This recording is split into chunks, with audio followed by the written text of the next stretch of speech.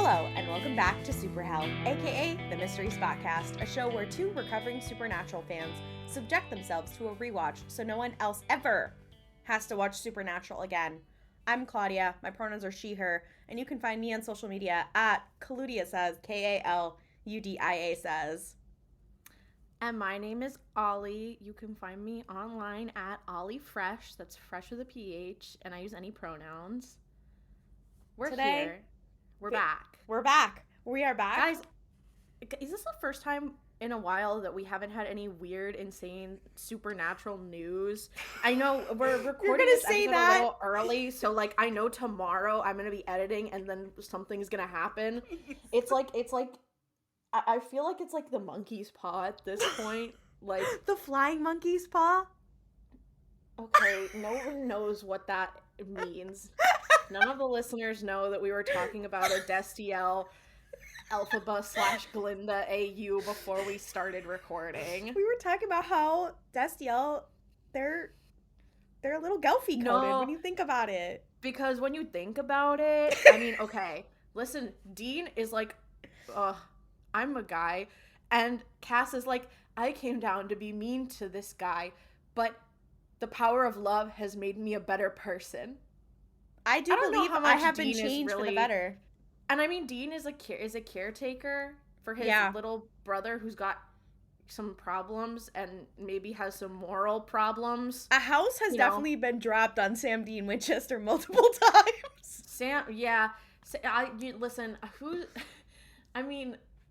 It feels bad to compare Sam to Nessa Rose because doesn't. Sam wouldn't do that. Yeah.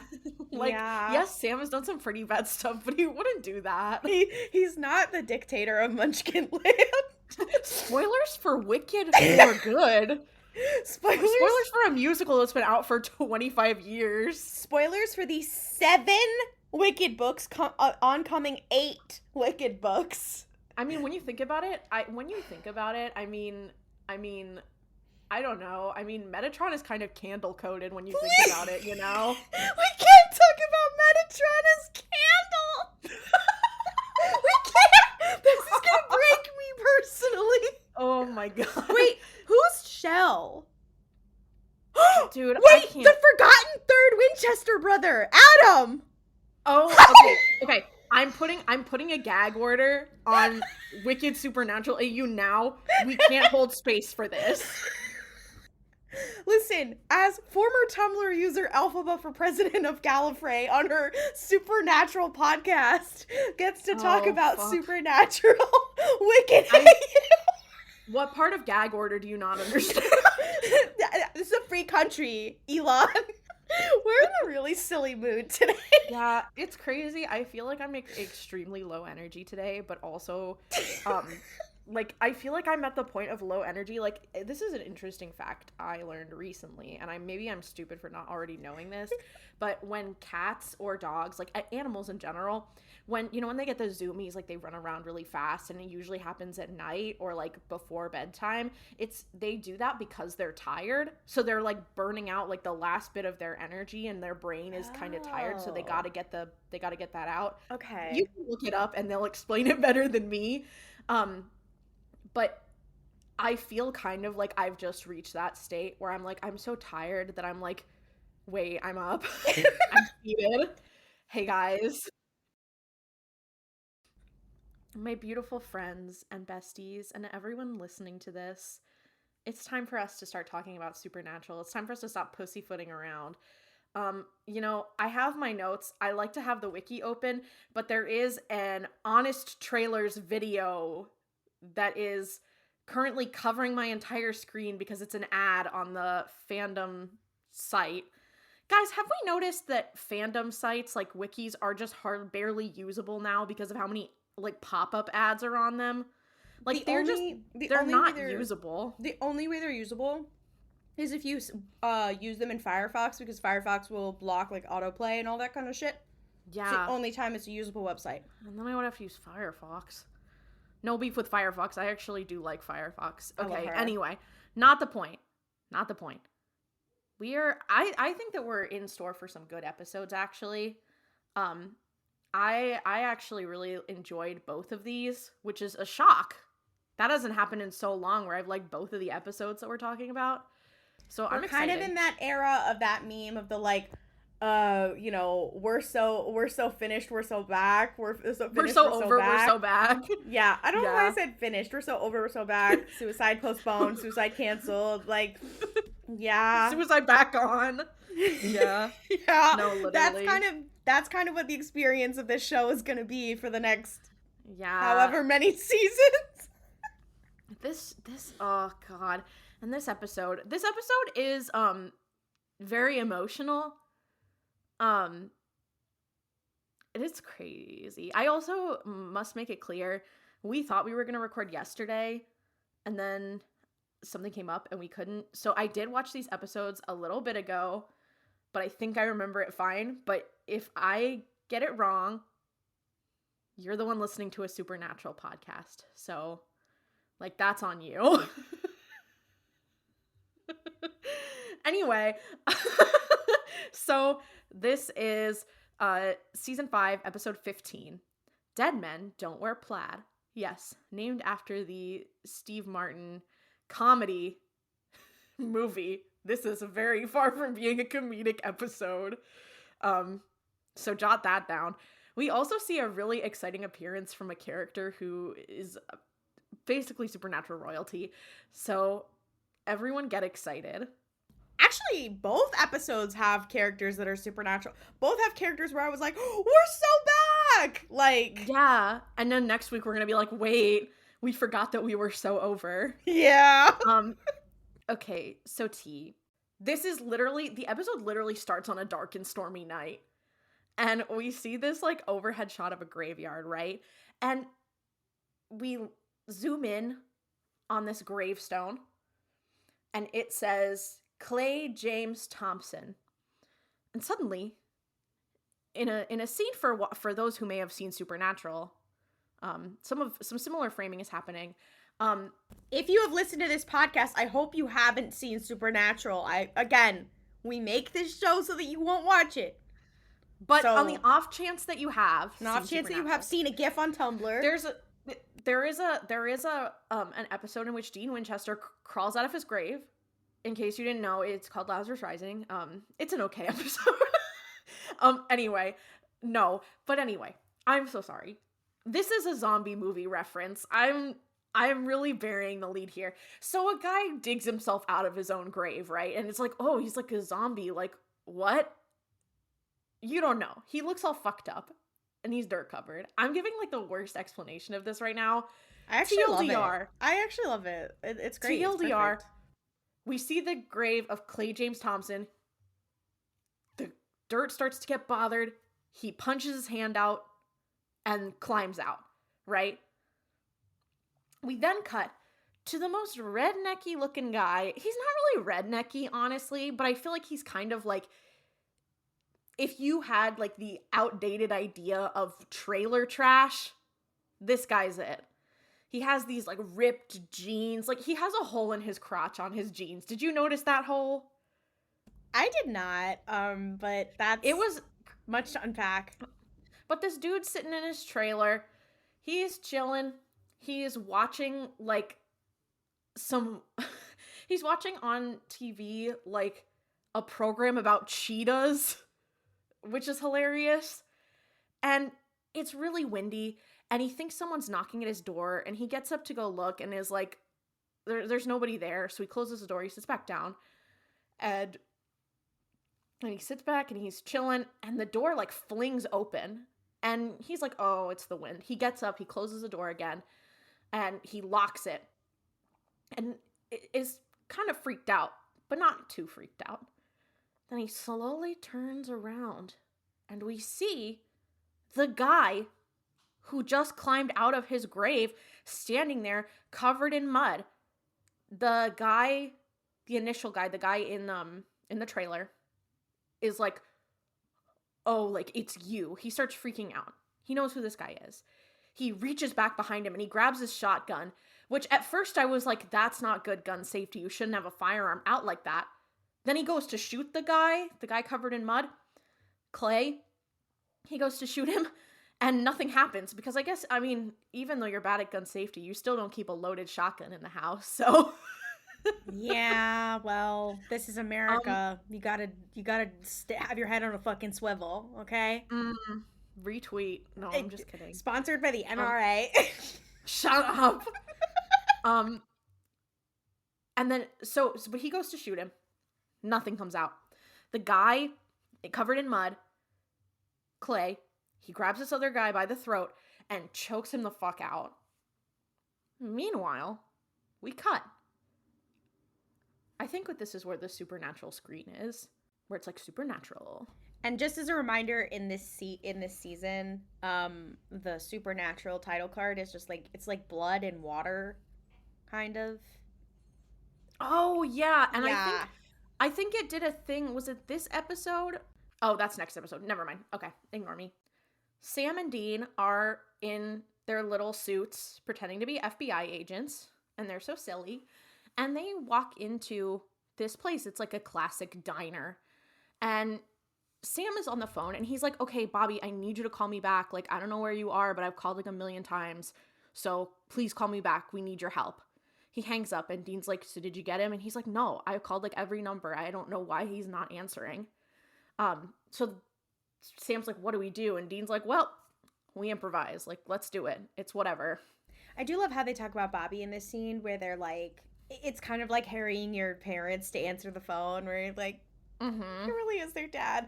Granted, from what we know of what is about to happen, they should be quite concerned, and they are, but it's cute, okay? It's cute. It gets crazy.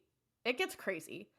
Um, so they sit down at this booth, and there's a guy sitting there, and he's got on like a ripped jean vest, and he's got long hair, and they're like, okay, Mr. Wells, and he's like, oh, you can call me Digger. And they sit down, and Dean's like, oh, who gave you that nickname? And he goes, oh, I gave it to myself. And Dean's like, you can't give yourself your own nickname. And Digger says, who died and made you queen? And Dean makes a face that's like, oh, wow. Like, how else am I supposed to respond to that one? No, it's one of those things where I'm like, there's clearly nothing intended by it. It was just a guy being an asshole to him, but God, it was so funny. Yeah.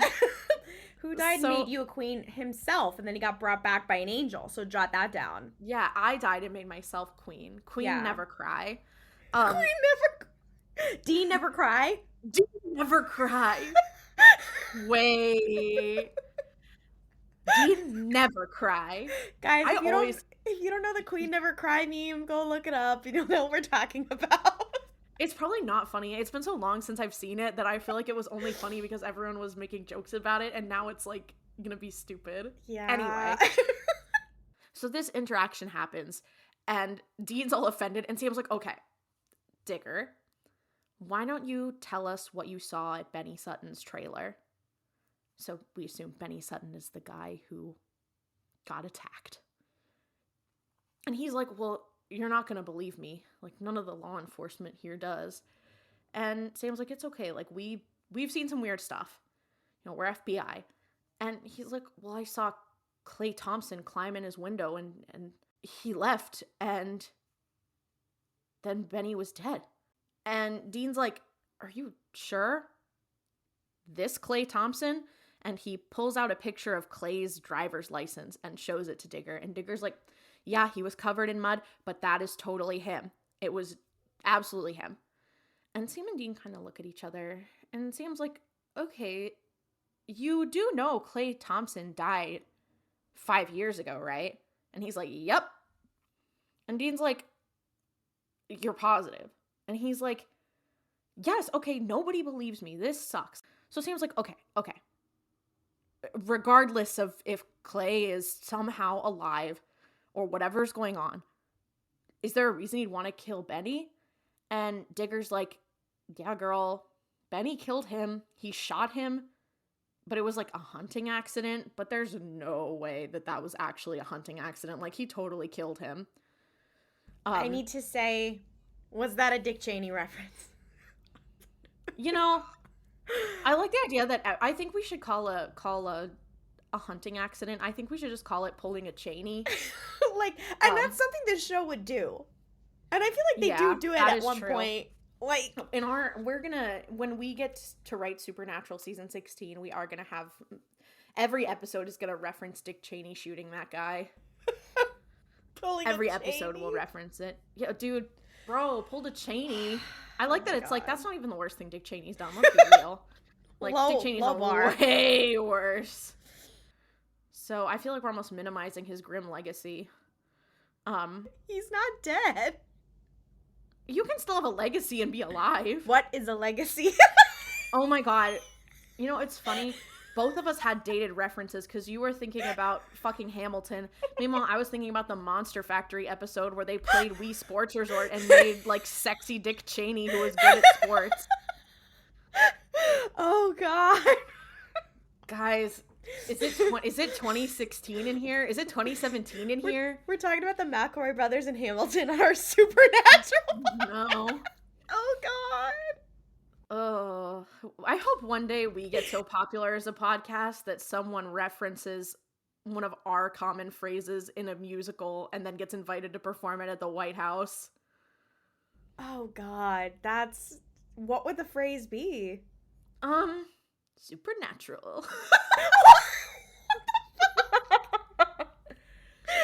Anyways, everyone vote now on your phones. Tell us what you think the thing that Lin-Manuel Miranda would reference. I want a young up-and-coming musical composer. Who is our Lin-Manuel Miranda? Who is Gen Alpha Lin-Manuel Miranda? Or Gen Z, I guess. I don't know if we've had a Gen Z. Toilet. Oh, I'm so skibbity right now, guys. Okay, anyway. When Disney hires Skibbity Toilet for Moana 7.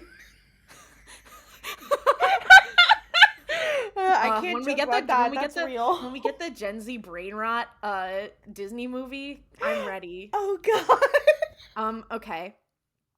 Anyway, geez, I feel like it's taking us forever to get through, like, anything today. Like I said, we're both in a little bit of a silly mode. Jesus Christ, I sound like a millennial. We're in silly mode right now, guys. Oh my God. Anyway, so adulting is so hard. Oh, adulting is so hard. I wish I could just hang out with a pupper. I can't. Anyway, let's talk about Dick Cheney. Oh my God, no, I'm not talking about Dick Cheney. Anyway.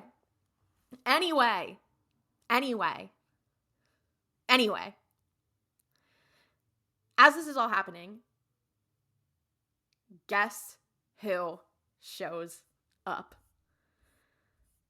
The boys are talking to this guy, right? And the door opens, and we see a new character played by Kim Rhodes. It's Jody Mills. Let's go. Those of you who don't know, Jody 10. Mills is one of the only Blue Lives that matter.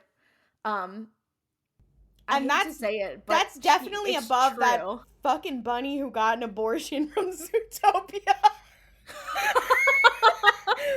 Like, no, I'm sorry, dude. No, I respect Jody Mills way more than I respect Judy Hopps. Let's be so real. I love her so much because she is like, and she shows up again. She's a recurring character.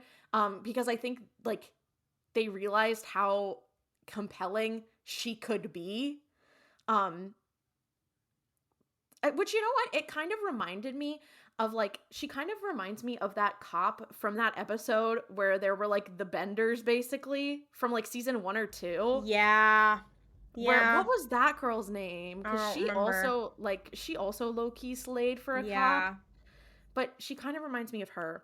But anyway, so in walks Jody Mills, the sheriff of the town we now are discovering is Sioux Falls, where Bobby lives. So she walks in, and she's on the phone with someone, and she's like, well, I don't know, Owen, why don't you choose? You can get an apple or you can get a cupcake, okay? All right. So you assume she's talking to her kid. Digger is sitting at the table. He turns around, and he's like, oh, Fargo. And the boys are like, ooh, hee hee. So they start like preparing to talk to law enforcement, something they do often.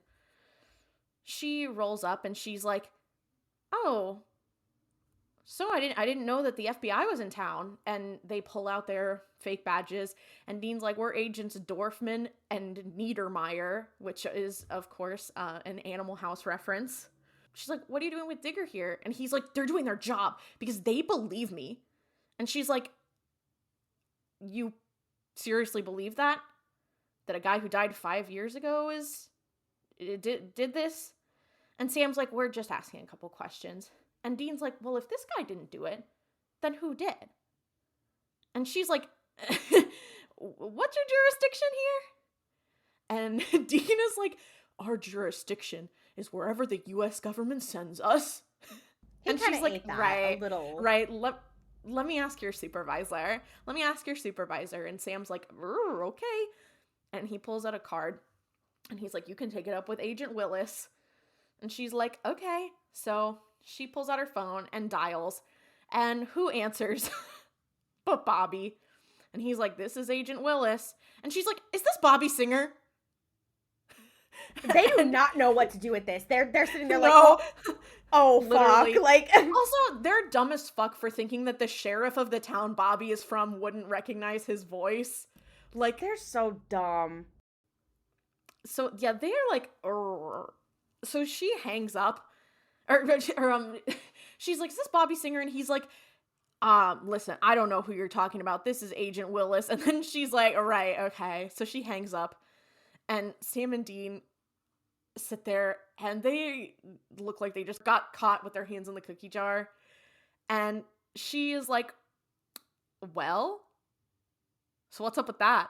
And Dean's like, oh, you know Bobby, such a small world. And she's like, yeah, I know him by way of an ass full of drunken disorderlies and mail fraud. This, whatever you're doing here, is over. Get out of my town. And they're like, yes, ma'am. And Digger's also like, girl, so you're not FBI? Okay, well, it's over, isn't it?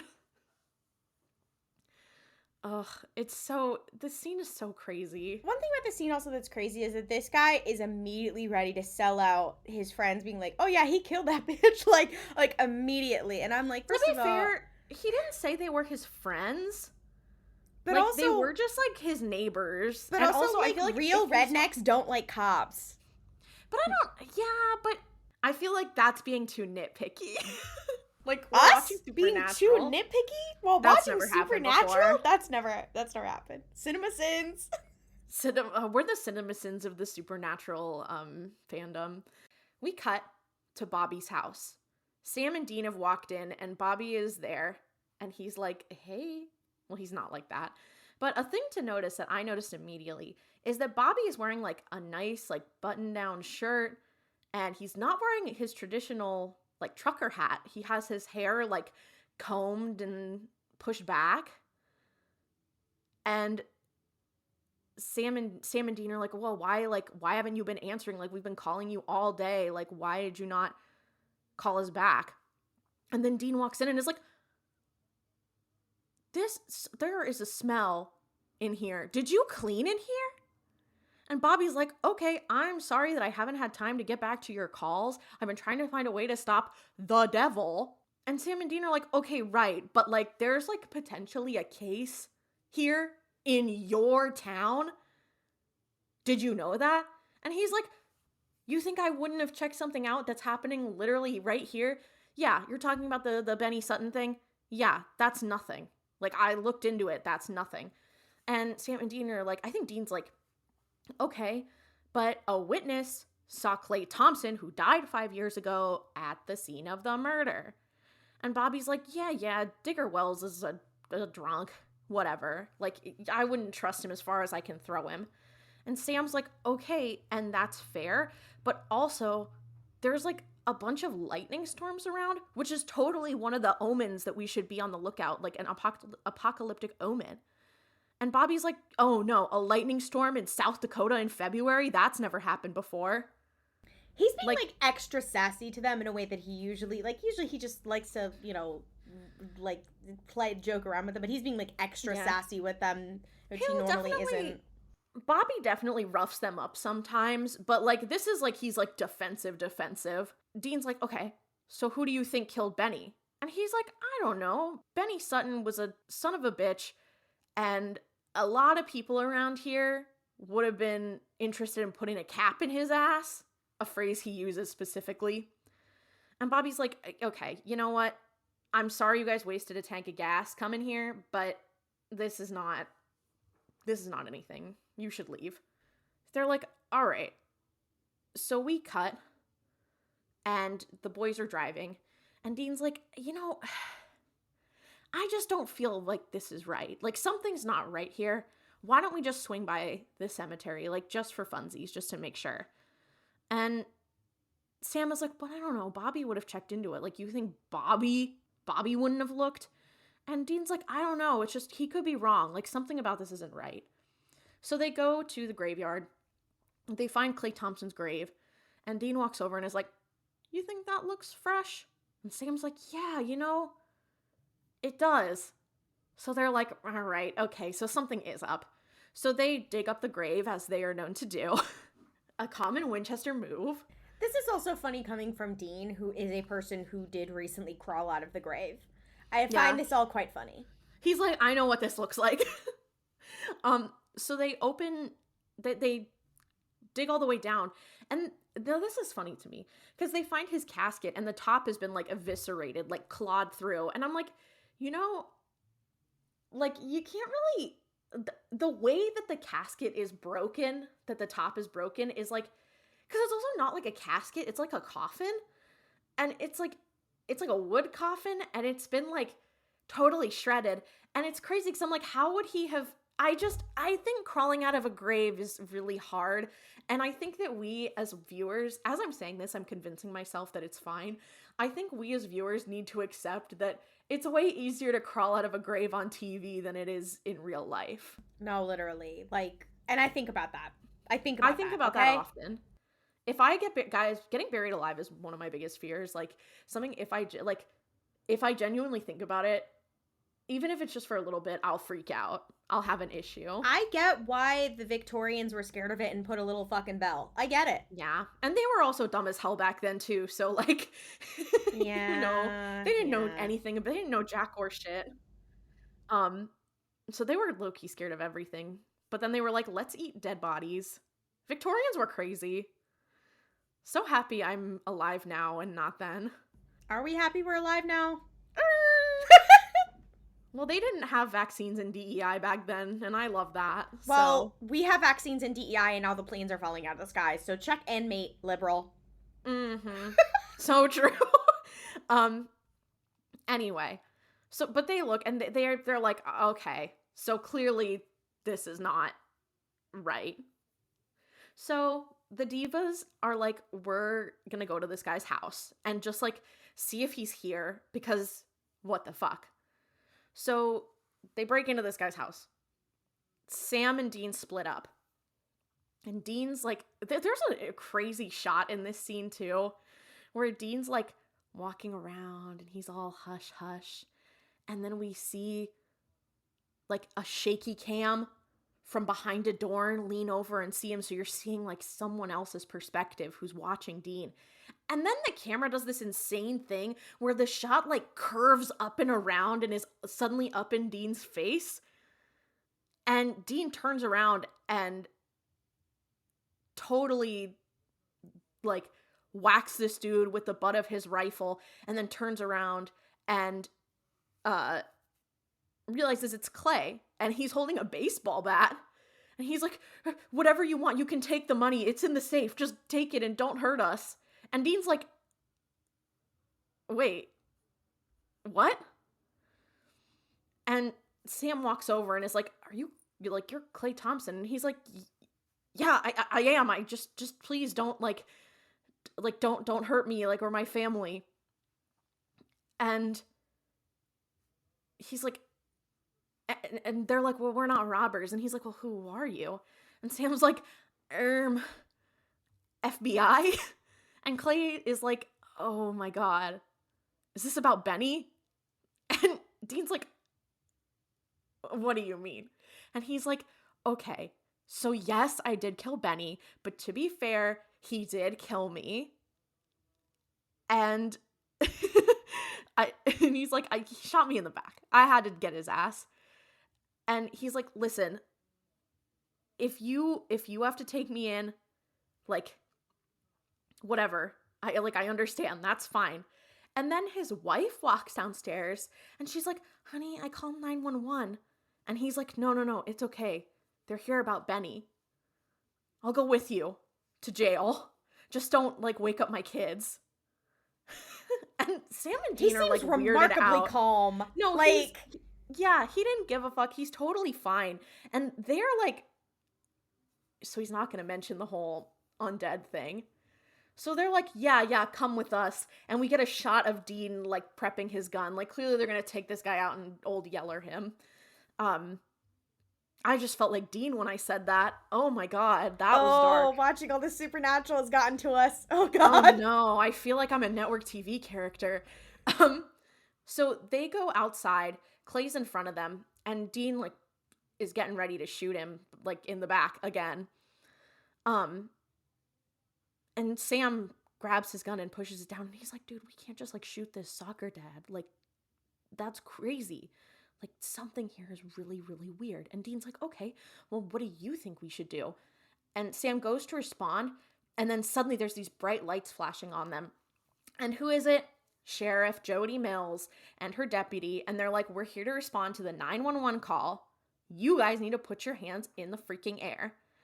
And Dean's like, okay, well, look, this is Clay Thompson, the freaking like, he's alive, but he's not. He's undead. And he admitted to murdering this guy. And you said that that was crazy. And she's like, well, zombie or not, you don't have the right to shoot him. Clay, get out of here.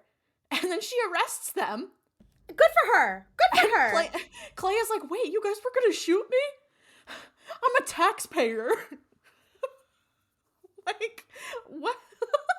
I'm obsessed with that. I'm obsessed with it. These Jeremy Carver episodes have the juice. Yeah, like, you know what? They're right. We cut, Sam and Dean are just, like, hanging out in a prison cell, being like, well, shit's kind of fucked, isn't it? And then they see Bobby talking to Sheriff Mills, like, outside, like, at her desk. And they're, like, kind of yapping. They're chatting. And Sam's like, I thought she hated him. And they're like, that's weird. So they get out, they leave the precinct, and they ask Bobby, like, oh, I thought you guys, like, hated each other. And he's like, well, she did hate me until about 5 days ago when, like, suddenly dead people started getting up and walking around. And they're like, wait, you knew? Well, why the fuck didn't you tell us? And Bobby's like, okay, I didn't lie. I said that there was nothing going on here. Like, there's no case because there isn't. You guys are not needed here. And they're like, Bobby, there's zombies. And he's like, okay, not all zombies are the same. Hashtag not all zombies. So they're, like, back at Bobby's house now, and they're having these conversations, like, they're still going back and forth. They're still arguing. And Bobby's like, okay, you guys, like, seriously need to chill out. Like, there's nothing in this town. And then as they come in, as they're, like, talking, who do they hear but a woman's voice? She walks in and says something to Bobby and is like, oh, hi. I'm just making dinner. Let me go ahead. I'm going to get some for you. She steps out and she's in this, like, 1950s ass idyllic yellow dress with, like, a white apron, and her hair's all done, and she's just beautiful. She looks a little pale. So you're, like, watching, you're like, oh god, she's one of them. And Dean's like, who's that? And Bobby's like, that's my wife, Karen. And Dean's like, your new wife? And Bobby's like, my dead wife. So the next scene is the boys sitting down at Bobby's dinner table that has, like, this yellow mat on, like, this yellow tablecloth on it. And Karen is putting down this, like, beautiful meal in front of them that looks really good. And they're eating, and she's like, oh, I'm gonna go, like, get working on the dessert. And Bobby's like, yeah, shut the door, give us a minute. And Sam and Dean are, like, nodding along, and they're like, oh my gosh, like, thank you so much. The door closes, and they're like, what the fuck, man? Like, you know what? Seriously? Let Bobby have his undead wife. Leave Bobby alone. Yeah, I'm like, Dean gets to have his undead wife. No, literally. Sam got to have his undead wife for a little bit. Actually, technically, it's Castiel who has his undead wife. That's actually true. I mean, I think everyone on this show is a little undead when you think about it. So they're like, dude, what the hell is wrong with you? Like, that's a fucking zombie. Like, that is not your wife. And Bobby's like, okay, do you guys seriously think that a woman who looks just like my wife and talks like my wife and has my wife's memories shows up and I don't test her in every way I know? She has no reaction. Salt, silver, holy water, nothing. Every single thing I've tried. And they're like, okay, well, you don't find it a little weird that she just crawled up out of her grave? And he's like, well, she didn't. She was cremated. And they're like, wait. OT, okay. So where are her ashes? Like, we need to do something. And he's like, well, they're buried in the cemetery. Just like all the other people who've come back. You know who else came back? Sheriff Mill's son, Owen. And Sam's like, okay, so what about the omens? Because, like, this could be the work of, like, the apocalypse. Like, people rising from the dead and the lightning storms. So like that happens in the same time, right? In Revelations. And Bobby's like, okay. So he goes up and gets his special Hunter's edition of Revelations. Where did he get that? Did he get it at Hunter Barnes & Noble? Like, I love the idea of buying a Hunter. I like the idea of being like, that's the preferred store of Hunters. That's where they get the lore. They have loyalty cards. Ooh, yeah. Do you think there's a Hunter discount? Yeah. So Bobby reads, this is regular Revelations, but he reads Revelation 6:8, and it says, and through the fire stood before me a pale horse, and he that sat atop him carried a scythe. And I saw him since he had risen. They too shall rise, and from him and through him.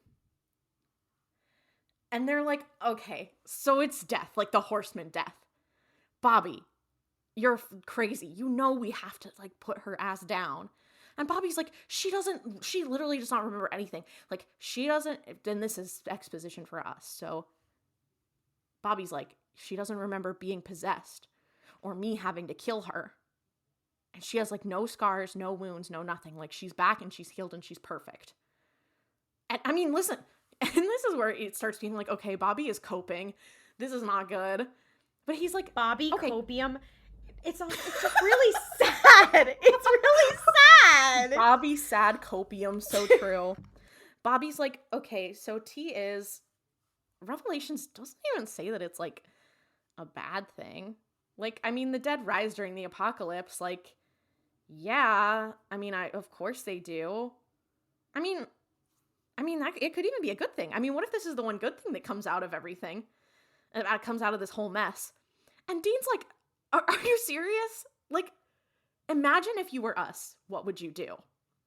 And Bobby, like, he sighs. And he's like, I know what I would do. But you have to, like, leave her alone. Like, please don't do that. Please? You know what? Given the amount that he's done for them, I think they should listen. Well, we cut, and the besties, Sam and Dean, they're back at that diner, right? And they're talking, and Dean's like, well, Bobby's lost it. Like, this is not good. You know, if she turns and tries to eat him, that's, like, gonna be not good, right? Like, that, we should probably do something about that, right? And Sam's like, yeah, but Bobby will probably be pissed. And he's like, okay, yeah, but I'd rather Bobby be pissed than be eaten by a zombie, eaten by the Bride of Frankenstein. So then we cut. I think what happens in this, if I'm remembering correctly, I think that they kind of split up, and Dean is like, okay, you do like some research on the case to try to figure out like who else came back. I'm gonna go check on Bobby. So Dean is posted up inside of the scrapyard, and he's looking in the house, and he's just trying to figure out like what's good. And then suddenly, no, this is where that shot was, that shot of the camera like running up on Dean.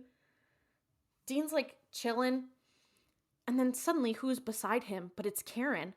And she's like, what you doing? And he's like, and she's like, why don't you come into the house with me? And he's like, I don't know about that. And she's like, okay, listen, I know that there's a lot. I think we should have a talk. So they go into the kitchen. Bobby's conked out on the couch. He's sleeping.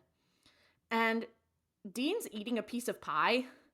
And she's like, do you want some more? And he's like, wow, there are pies like literally on every surface in this kitchen, like so many. And Dean's like, wow, you really, you make a mean pie. You know, this is a lot of pies.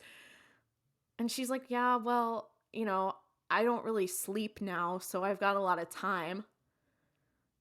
Listen, I know you don't trust me, and I know you're just trying to protect Bobby. Like, I know. You and Sam and Bobby, you're hunters. And I'm, like, you hunt things, and I'm a thing. Dean's like, okay, well, Bobby's like a father to us. You know, we would never let anything happen to him. And she's like, yeah, that's good. You know, I remember everything. And Dean's like, but Bobby said you didn't remember anything, like, about what happened. And she's like, no, I remember the possession and, God, some of the awful things this demon made me do. I know Bobby had no choice but to kill me. But every time he looks at me, he just seems so guilty. And Dean's like, well, why don't you just tell him? And she says, quote, I'm going to go out on a limb here and say you've never been in love. My job is to bring him peace, not pain. So she's basically like, I can't tell him because it would destroy him. Like, I am trying to protect him, and I think he would understand because I'm his wife, and I just want to do this. It's my job to take care of him.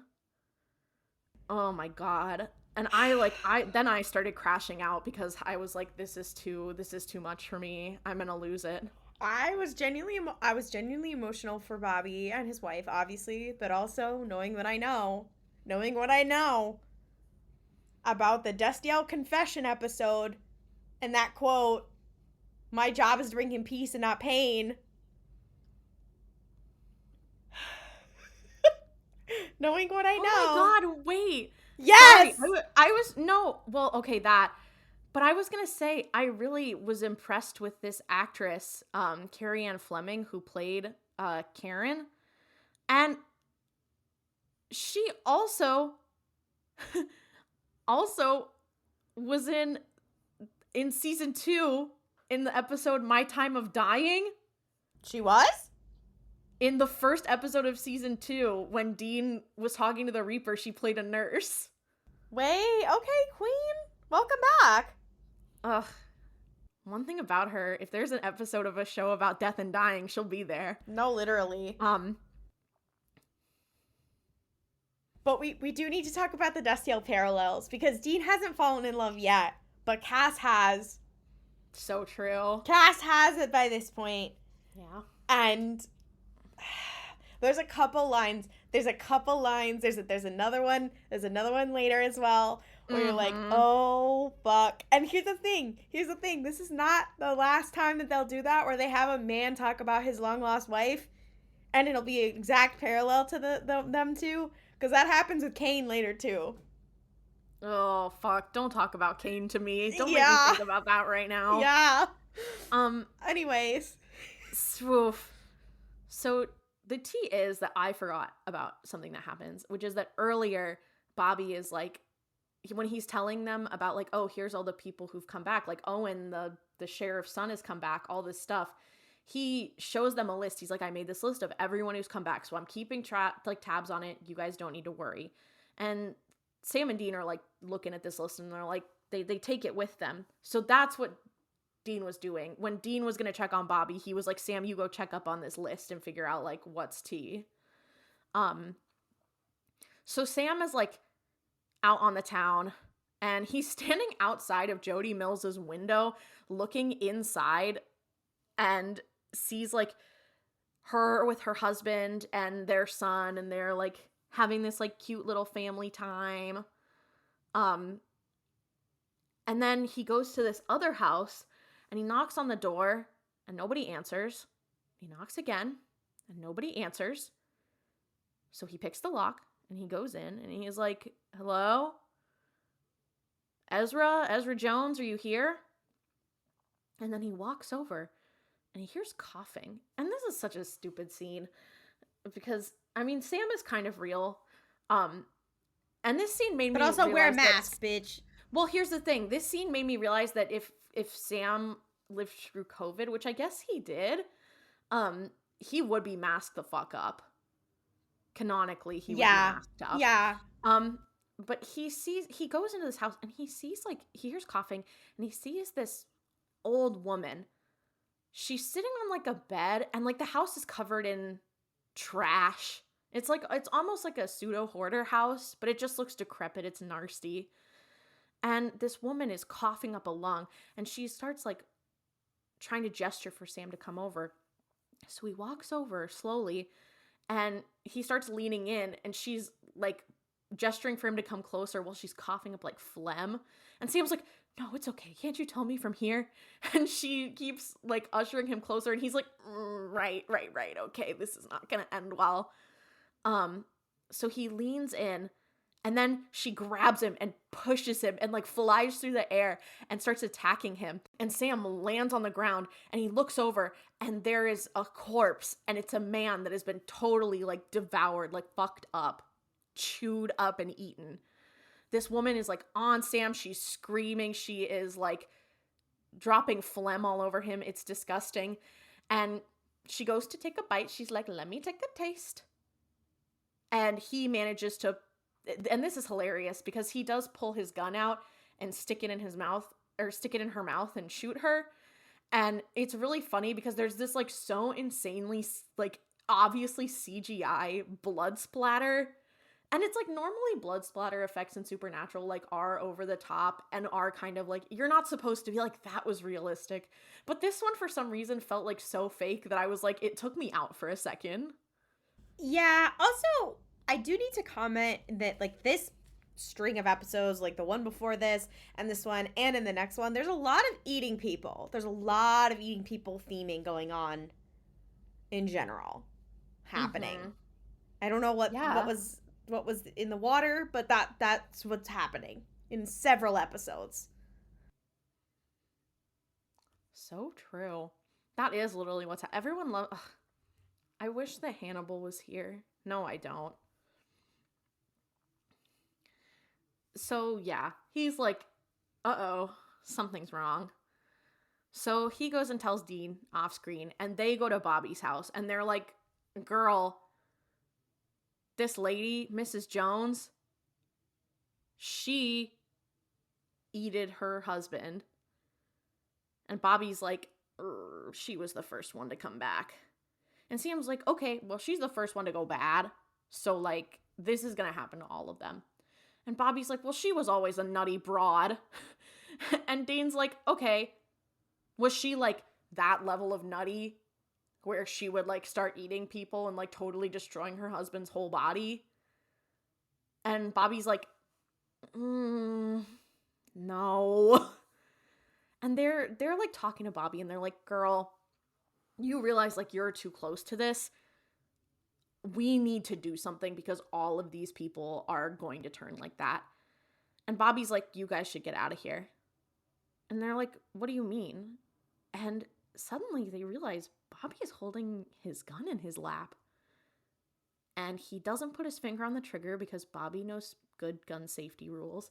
But he has his finger like right near the trigger. And it's clear he's threatening them. Which is, this is wild, okay? This is Bobby. Crazy. Yeah. But they're weirded out. And Dean's like, what? You'll shoot us? And he's like, if Karen turns, I will handle it my way. They don't leave. They're like standing there. They're shocked. And he cocks the gun. And he's like, I'm not going to tell you twice. And they walk out. And they go and get in the Impala. And Dean's like, are you fucking crazy? Like, what the fuck was that? I cannot believe that just happened. Like, we have to go back, right? And take her out. Like, that, like, Bobby is gone off the deep end. He is not thinking straight. We have to do something. And Sam's like, yeah, but like, Karen is his wife and he will fucking kill you if he sees you. And Dean's like, yeah, and you know what? What else can we do? I'm willing to take that risk. Like, there's no other option. And Sam, you know, he looks like he's thinking about it, but he clearly agrees and is like, yeah, like that's tea. Okay. And he's like, you know what? I'm going to go into town. I'm going to let the sheriff know what's going on because hopefully she'll see some sense. So that's like their plan. We cut.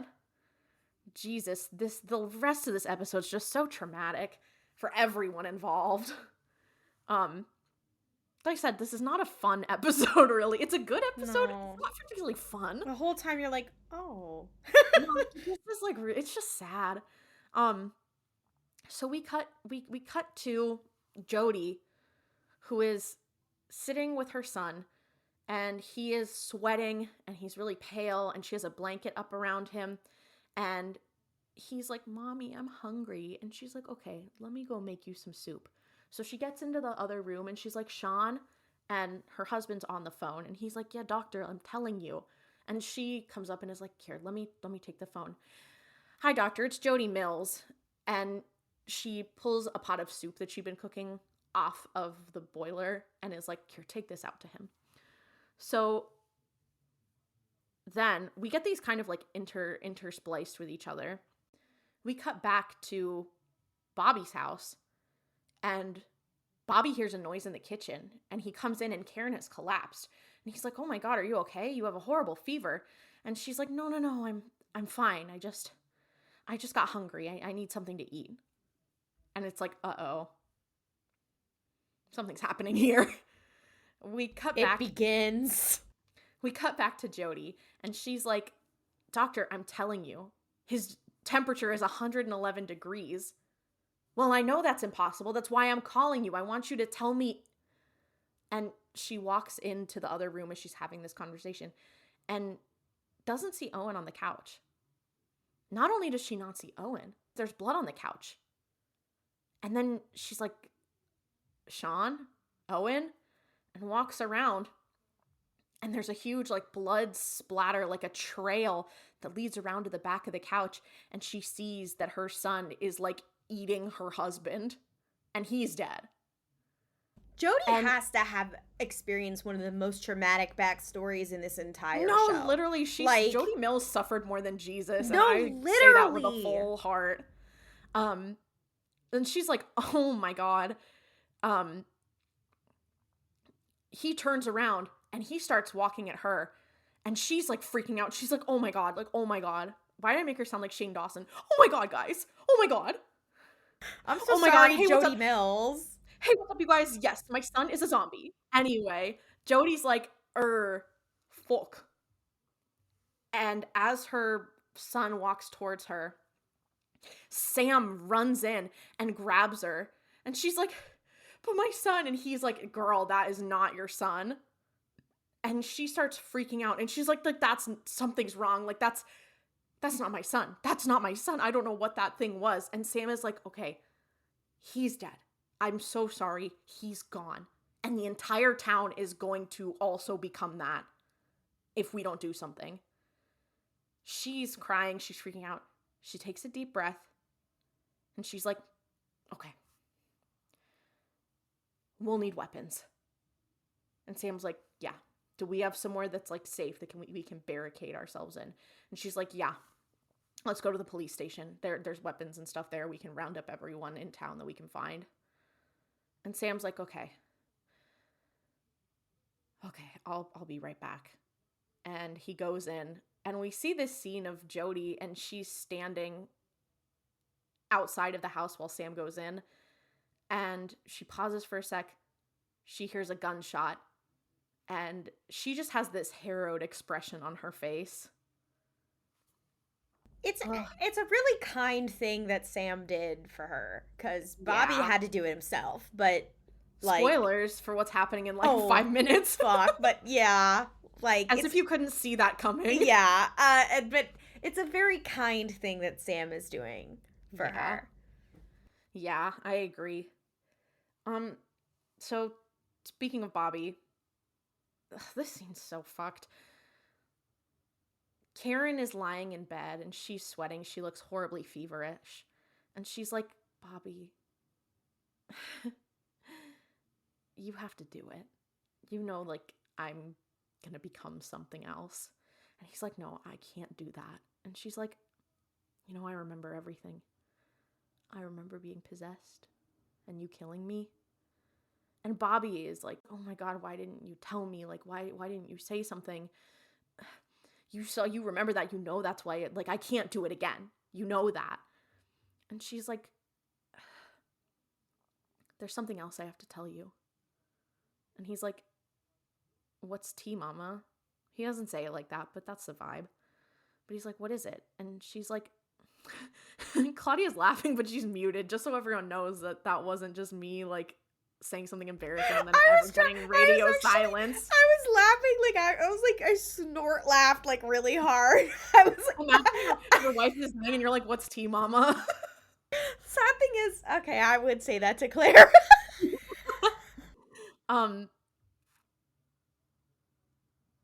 But she's like, I remember coming back and there was this man. He was thin. He was like a skeleton. And he told me to give you a message. And Bobby's like, me? And then we cut. And we see outside, who's there? Dean, who's been trying to find a way to break into Bobby's house. Because he's like, I'm like, there's no way Dean doesn't have a key. I'm pretty sure he picks the lock. Like, I think can he see picks Bobby the lock, changing the locks. That's He's true. petty enough. He forgot to give them a new one. Bobby changing the locks in like the 30 minutes they've been separated. Absolutely. He has a kit for it in his house.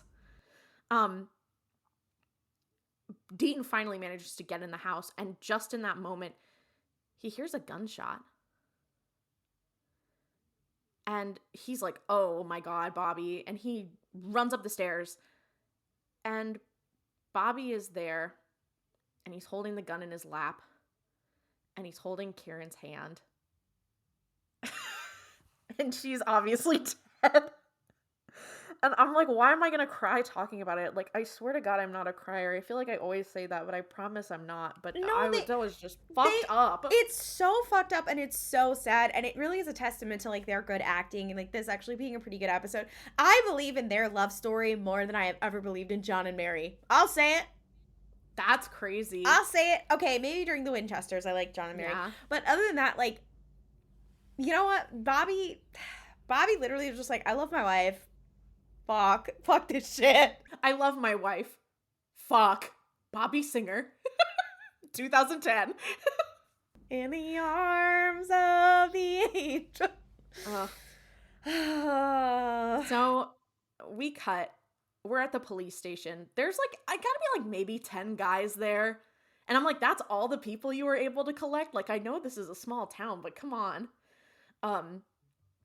Sam and Jody are there. And Sam's like, okay, so if you see someone that you know is dead, I don't care if they're your friend, your neighbor, your wife, any of it, you shoot for the head. And one guy is like, do you mind telling us who the hell you are? And Sam's like, I'm a friend of Bobby Singer's. Like, he thought that was going to be some own. And one of the guys like, oh, you mean the town drunk? And Sam's like, I thought Digger was the town drunk. And he's like, and who told you that? And he's like, Bobby Singer. But I also love the fact that, like, we know Bobby, he's not a drunk, but the fact that he has created this propaganda for himself, probably so that people will leave him the fuck alone. Iconic behavior. No, literally. I was like, Bobby's like the character of all time, I fear. No, because like he's depicted as, like, people think he's the town drunk, but he's also the most competent person on the show. No, he literally is. Like, that's the thing. It's like, I feel like there's always a character like a man in the chair. Oh my god, Bobby's literally a man in the chair. He's literally become the man in the chair. Oh my god, do you think that was like intentional? Are we stupid for having not thought about that earlier? Well, everything in this dumb show is a fucking reference, so probably. Fuck. Oh my god, I feel so dumb. Holy shit. We're Supernatural podcasters. We're supposed to be at the top of our game. How did I not think of that sooner? Well, watching and enjoying Supernatural means that you start to lose brain cells early, so... That's true. I started watching Supernatural before my brain was fully developed, and that's why I'm like this now. Same. That's why you have blue hair and pronouns. I don't have blue hair or pronouns. I don't have pronouns. I only go by my name. Wait, that's not true. Ollie only go by Ollie name. Okay, Elmo. No, literally. Does Elmo have pronouns? We can't do this. Well, he does have red hair. That was really embarrassing. I can't believe I just did that. Please leave that in. Please. Yeah, no, I'm going to. I leave enough of your gaffes in. I feel like maybe I need to leave one of my own, even though I usually edit to make myself sound super smart and sexy and cool. We cut, and Bobby and Dean are like hanging out at Bobby's van. We're not really hanging out. They're hanging in there. They're putting all their guns and their ammo and all their like supplies into the truck, into the van. And suddenly they hear some rattling. And Dean's like, I'm gonna go check it out. And he steps out, he kind of winds through some of the cars, and he gets tackled. And who is it? Fucking Clay Thompson. And Dean's gun goes flying, and he's like, fuck. So they're fighting, and he grabs his gun after this long fight and shoots him in the head.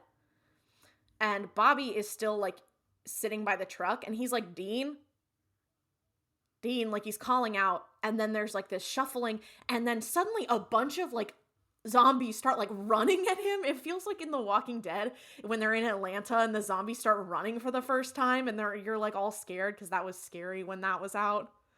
Now everyone's used to it. But, so they're fighting. Bobby takes out a bunch of them. Dean's also fighting, and all this shit's happening. And then one runs up on Bobby and knocks him out of the wheelchair.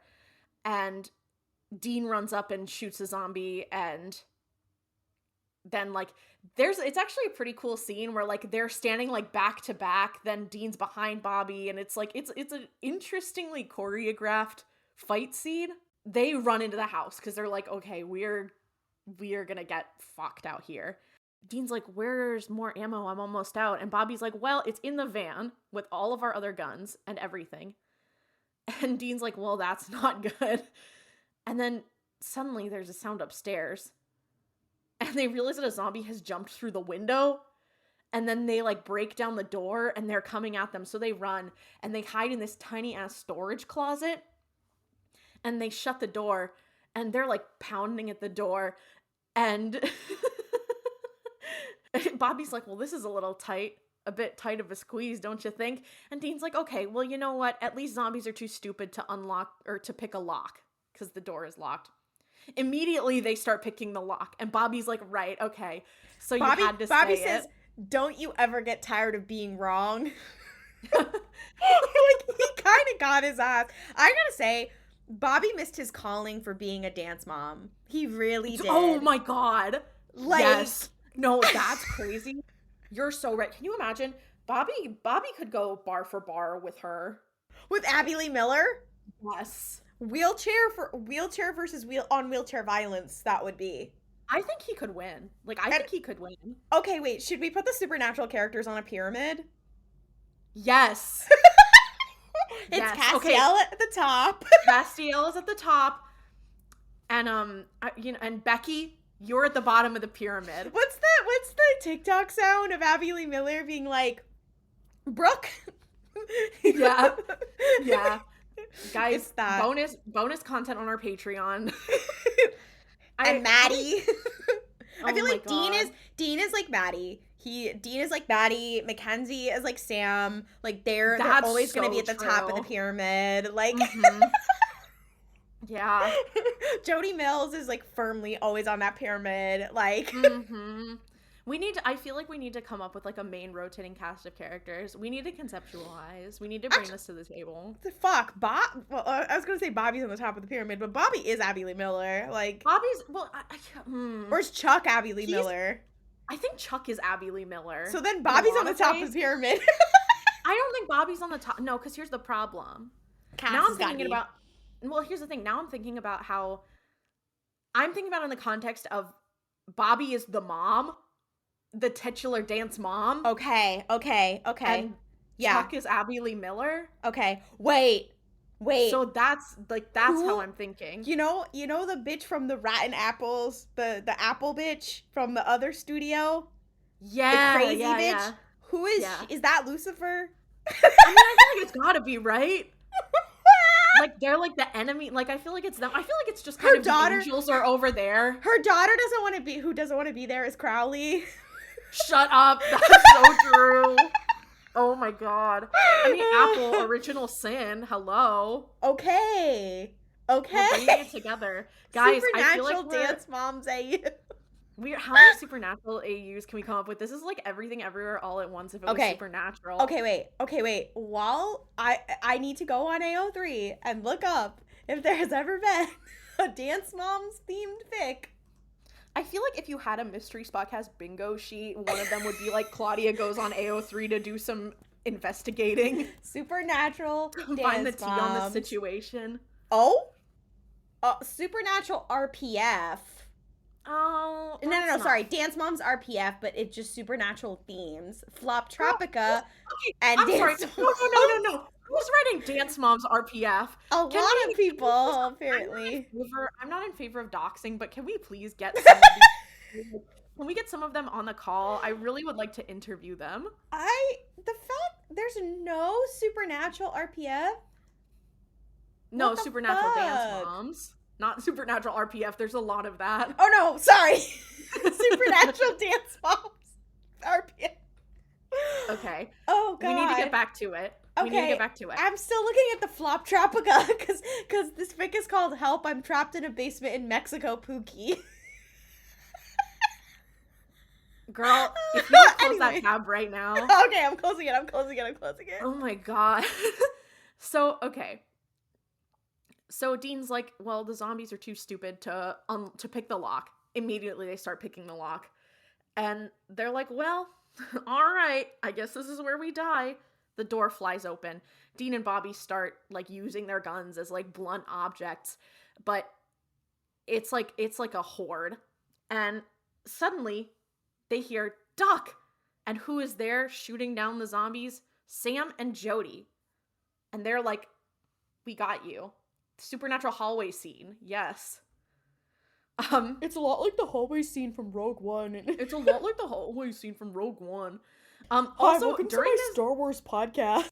This is my Star Wars YouTube channel. I just don't like the woke Disney Star Wars. I only like the Star Wars when there's a Vader in the hallway, because I don't have to think about it too hard, or woman. I like Knights of the Old Republic because you can be evil and there's no woke. Wait, let's do a whole parody podcast. We can't do that. So also another funny thing in this scene is as they're gunning them down, there's this one part where Sam shoots one and the blood splatter like splashes onto the camera lens. And They I was kind of like, ate that. That's kind of fun. I thought that was dumb as fuck. I'm sorry. It took me out. I thought that was stupid. I feel like anytime a show does something unique with like its angles and its direction, I feel like there are many people who are like, oh, this means good, right? Supernatural will do something where, they thought they ate a lot. Like in the next episode, they do something, they have a weird ass fucking shot that I think about constantly that is so giving PowerPoint presentation that I think you know what? I appreciate that they experiment and we don't get that in TV anymore. And we have to appreciate that. You know what? Sometimes it doesn't work, but you know what? We're throwing spaghetti at the wall, That's fair. So we cut. We're in the graveyard. It is the next day. And Sam is standing solo in front of a giant funeral pyre with like gotta be like 15 to 20 bodies on it. Dean and Jody pull up and they've clearly been off rounding up zombie bodies. It would be crazy if you were going to murder someone, this would be the time because they would just assume it was a zombie. That's true. So like if you're a random serial killer in this town, now's your time. Yeah. That was random. Anyway. The Purge. But Dean's like, all right, there's nothing to be found. I think we got everybody. Everybody except one. You'll see who that is later. And Jody is talking about it and she's like, yeah, like everyone's traumatized, but I think they're gonna be okay. And like, a couple people have tried to, fucking alert the media, but no one's picking up that story. Like people think it's a hoax or some sort of stupid practical joke. And Sam's like, well, how are you holding up? And she's like, yeah. She just kind of gives him a look. Then we cut. Fuck. We're back at Bobby's place, in betwixt all of the nasty cars he has. And they've created a smaller pyre for Karen. And Bobby's like, guys, I just want to say I'm sorry. Like, I wasn't seeing straight. You guys were right. And Sam's like, you don't need to apologize. And Dean's like, yeah, as horrible as this all is, at least you got to spend like 5 more days with her. And then Bobby's like, yeah, well, it actually made it 1,000 times worse. And he says, quote, she was the love of my life. How many times do I gotta kill her? They got me with that. I was like, no, this episode has me fucked up. I'm really like, this sucks. I mean, it's good, but it sucks. Also, she was the love of my life. How many times do I have to kill her? Remember. Shut up. Remember. Guy who's too Destiel. Guy who's too Destiel pilled. I am sad for Bobby, but also oh I know things now. Where it's like you feel guilty for someone's death even though it like so totally wasn't your fault. Fuck. This happened to my good friend Dean Winchester. And here's the thing, it happened to both of them, honestly. That's true. Like they've had to. Oh god, we haven't even gotten to the you know what crazy this also Yowie reminded for them. me of? Just thinking about Sam and Jess. Oh. Wait. Me when I remember that straight people can be good, except for the fact that Sam is a butch lesbian, so it's actually okay. They're so like butch femme goals, honestly. That's so true. Yeah. He's got the hair and everything. Mm-hmm. I agree. He could have been on the L Word. Oh my god. No. So anyway, they're standing there and Bobby is like, I know why the horseman death was here. I know why he came to South Dakota. He was trying to send me a message. And they're like, you? And he's like, yeah, me specifically, because I've been helping you. And I'm one of the reasons that you keep saying no. And Sam's like, wait. Huh? Because Bobby's like, yeah, like, they're using me to get to you. Like, I don't know if they wanted to kill me or to break my spirit, but they want to take me out of the fight. And Sam's like, are you gonna be all right? And Bobby just kind of looks off. And then the episode ends. Insane way to end the episode. Crazy. Yeah. You're just like, huh? What the fuck? Yeah. Like, huh? That's crazy. No, it's like, I feel like I don't even have a lot to say, because it's like, you're just I like, feel like when it's good, these are like less fun episodes, because it's like, we're just like, okay, that was good. Yeah, and we got Jody. We did get Jody. I thought this was going to be the Oh Death episode, but it isn't. We don't get to see him yet. Oh, thank God, I can't do that yet. That is a good episode. That is true. You're like, oh, Bobby. No, Bobby, literally, I'm so like, sorry, King. Bobby, literally, like, every character on this show has suffered more than Jesus. No, and he lost his dog, Rumsfeld, too. He doesn't get jack nor shit. He doesn't get to keep his wife. He doesn't get to keep his friends. He doesn't get to keep, because, what's his name? His bestie also dies, too. Rufus? Yeah. Well, his fuck buddy on the side. Yeah. They're definitely fucking. His sneaky link. Sneaky link Rufus. He doesn't get to keep his friends. He doesn't get, like. Why is I like Bobby needs all those phones so he can text the huzz? Guys, you learn so many cool things. Like, when you talk to people younger than yourself, you learn so many cool things. So many cool new phrases.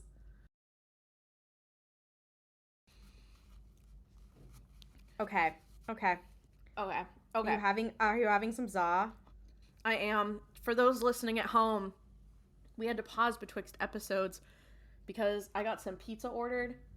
I ordered some pizza when we started recording, and I was like, surely we'll be done by the time the pizza arrives. And then literally like 20 minutes into recording, the pizza did arrive. So that's what always happens, though. Like, that's the curse of recording a podcast. It's so hard being a podcaster, you know? I do feel like a real podcaster now, like a real internet personality, because it's like, oh, my I got food delivered during recording. Like, doesn't that feel like something every podcast you listen to has happened a couple times? Yeah.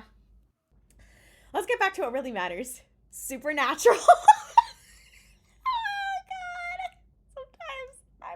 Concerned. The men we have become. God. This is a rare episode in where I'm like, yeah, Andrew Dabb kind of wrote a good one. Yeah. Like, yeah. It still has a lot of the, like, hallmark issues that fool has when he writes an episode. Yeah. I mean, it's him and Daniel Laughlin, so it's not just him, but it has some of the issues you see with his stuff.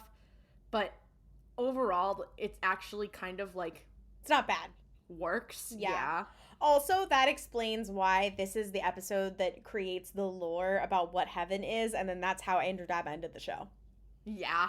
I just realized that. Yeah. Interesting. Okay. So this is season 5, episode 16, Dark Side of the Moon. And we open on Sam and Dean. They are asleep in their motel room. They wake up, and there are guns pointed in their face. There are 2 guys with ski masks holding guns to their face, and they're like, what the fuck? Immediately, they start talking, and they're like, don't move, whatever. And immediately, Dean recognized them by their voices, and he goes, Roy? Walt? And I guess these are hunters, somebody that he knows, and they're like, oh, okay, you got us. So they take off their ski masks, and they are hunters that know him, and they want to kill Sam. They're like, the apocalypse has started. We are not the only hunters that are on your ass. And Sam's response to this is, well, hear me out. Like, hold on. I'm like, Sam, what could you possibly say other than your family has major issues and you don't want to die that could make them not do this? Like, okay. He's like, hear me out. And I can explain. Okay. Explain what? Like, okay, you guys don't have a plan, but like, okay. But before he does, Walt just shoots him. And you know what? I have to respect that. Get her done, you know? And no, I literally always say, oh my God, hold on. This is why I don't eat while we're recording. I'm chewing. Hold on. Hold on. This is what I always say. It pisses me off so much when you're watching something and someone is gonna kill someone and then like the doorbell rings and they have to go answer it first. And I'm like, listen, even if it's someone I'm not rooting for, like even if it's the villain, I'm like, are you stupid? Just do it. Yeah. Like, you don't have to go answer the fucking door or like pick up the phone first. Just kill them, then go do it. It takes 2 seconds. It drives me fucking nuts. So like I have to respect that. But then the second guy, he hesitates to shoot Dean. And rightfully so. Dean looks at Sam, who is now dead. This is like what, 3rd episode in a row that Sam has died. They just keep killing these bitches and bringing them back. And he kills Sam immediately, shoots him point blank in the chest.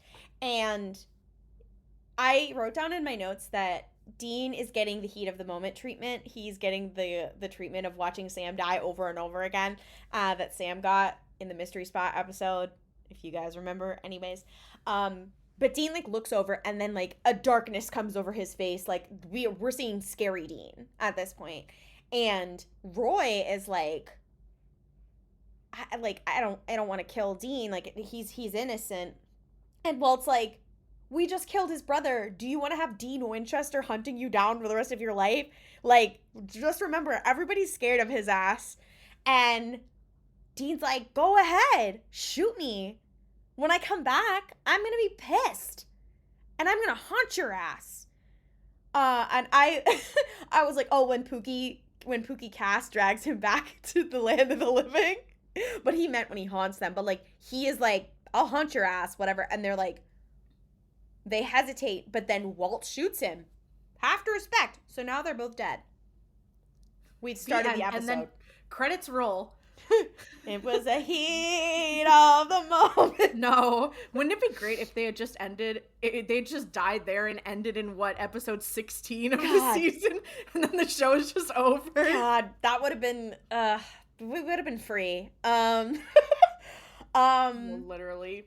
I just, and also this is, a really funny thing that happens here is that they shoot Dean, and as the gunshot goes and like the blood splatters, it is the intro, like the title card. Yeah. So it's kind of like, oh, like it's a little editing trick. Yeah, that was cool. I like that. I actually did like that too. Yeah. I know I talk mad shit about this show, but I did like that.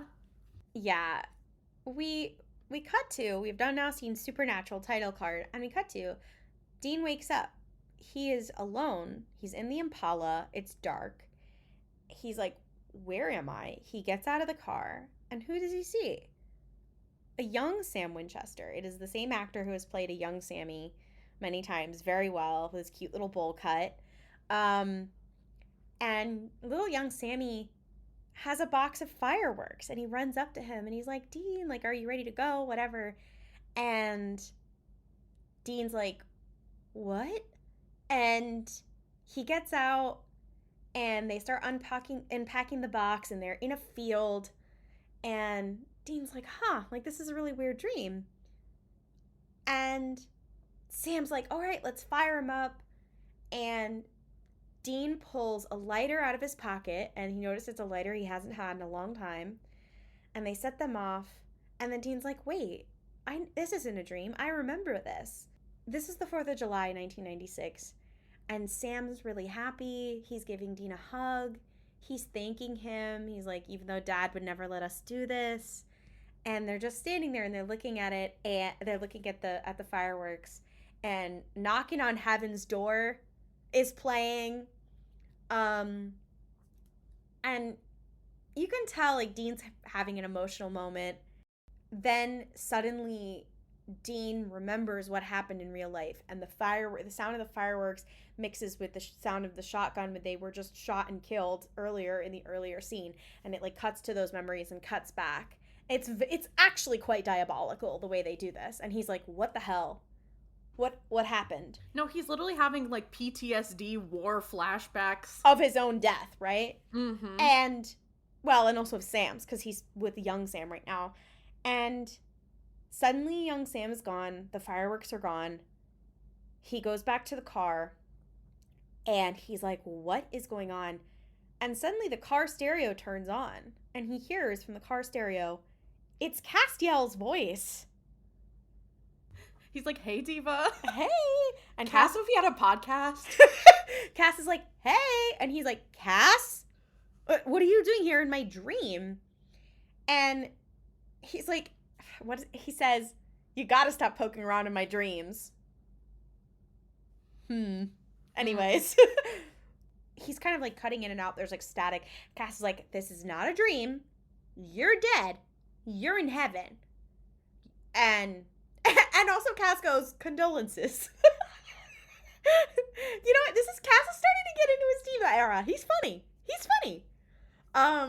He said, y'all like jokes? I've been holding these in. They don't let you have jokes in heaven. Yeah. And sorry, I just sounded like that girl who's like the North Korean is like in America. I feel like it's like Cass is like, in heaven you can't have jokes. Oh my god. So he's like, Dean's like, what? I'm me? I'm in heaven? This is what heaven looks like? And Cass is like, okay, if you see a light, don't go into the light. Do you see a road? Like, what do you see? And he's like, I'm in a field. Sam was here and this kind of whatever. He's like, do you see a road? He's like, get in the car and follow the road. And he's like, do you see like a road? Do you see a river? He's like, people see it as different things. And he's like, there's like a main path through all of heaven. It's called the Axis Mundi, and you can try and use that to locate Sam. And he's like, okay. So he gets in the car and he drives. Really obsessed with the canonization of the Axis Mundi. We can't get into that. We can't get into that, okay? But it also is wild to me considering, again, Andrew Dabb wrote the last episode of the series where what does Sam do? He gets in a car, he drives, and then he finds Dean's heaven, and he finds Dean in heaven. Fuck. I hate this show. Anyways, we cut to a scene that, oh god. Okay. It's always, even in, you know what? This was such a Dab Laughlin duo scene that it's like, right, okay. We cut to Dean, it pulls into this like nice house that's by itself in a field, and like you can see the stars above, no light pollution in heaven, clearly. And he goes inside this house, and we see at a table this family having this very stereotypical Thanksgiving dinner, and everyone is around the table, including adult Sam in like a suit. And like this father is talking to him and is like, oh, like, did you just move here? It's Stephanie. Now, the wiki says, okay, Sam is having Thanksgiving dinner with the family of his schoolmate Stephanie, who is letting her fingers do the walking on Sam's lap under the table. The people who write the Supernatural wiki, like, I feel like there has to be certain people who like are like common contributors, and it's like there's like a writing style. Like I feel like it's like, you know, that video of the guys from the new Spider-Man movies when they meet the Watch Mojo woman. Yeah. Like that's how when they're like, can you do the voice? Like that's how I feel about the people who write the Supernatural wiki, where I'm like, can you say some weird bullshit and put it in the most insane phrasing possible? But also, it is also an insane scene because it's adult Sam with the heaven dream memory version of his teenage crush. So a teenage girl. It is so weird. And I think it's so also like 11 or 12. Like not even like a like, what the fuck? It's so unnecessary. It's so unnecessary. And it's also like it's not only is it both like, why the fuck would you write that about like with a child, but also like why is it once again we're putting Sam in an uncomfortable position like this? It's why? Like there's like it's such bullshit. It's such bullshit. Like I hate this show. Fuck this show, man. There's and then suddenly Dean shows up and Sam's like, are you crashing my dream? And clearly the people at the table there, they don't notice. And Dean's like, we are dead. And Sam's like, this part is actually heartbreaking.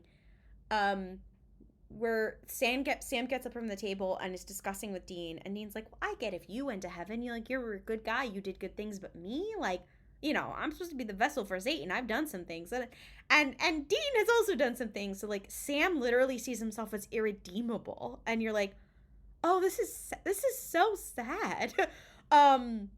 This is really awful. And Dean, and he's like, I guess heaven is us, like, reliving all of, like, our happiest experiences and memories from life. And Dean is kind of jokes, and he's like, I don't, like, where's the triplets in the latex? And I'm like, well, memories? Girl, when did that happen to you? Yeah. And Dean is kind of like, is this, like, one of your happier memories? Like, why is this it? And Sam is like, well, this was my first real Thanksgiving with a real family. And he was like, and Dean's like, we had real Thanksgiving.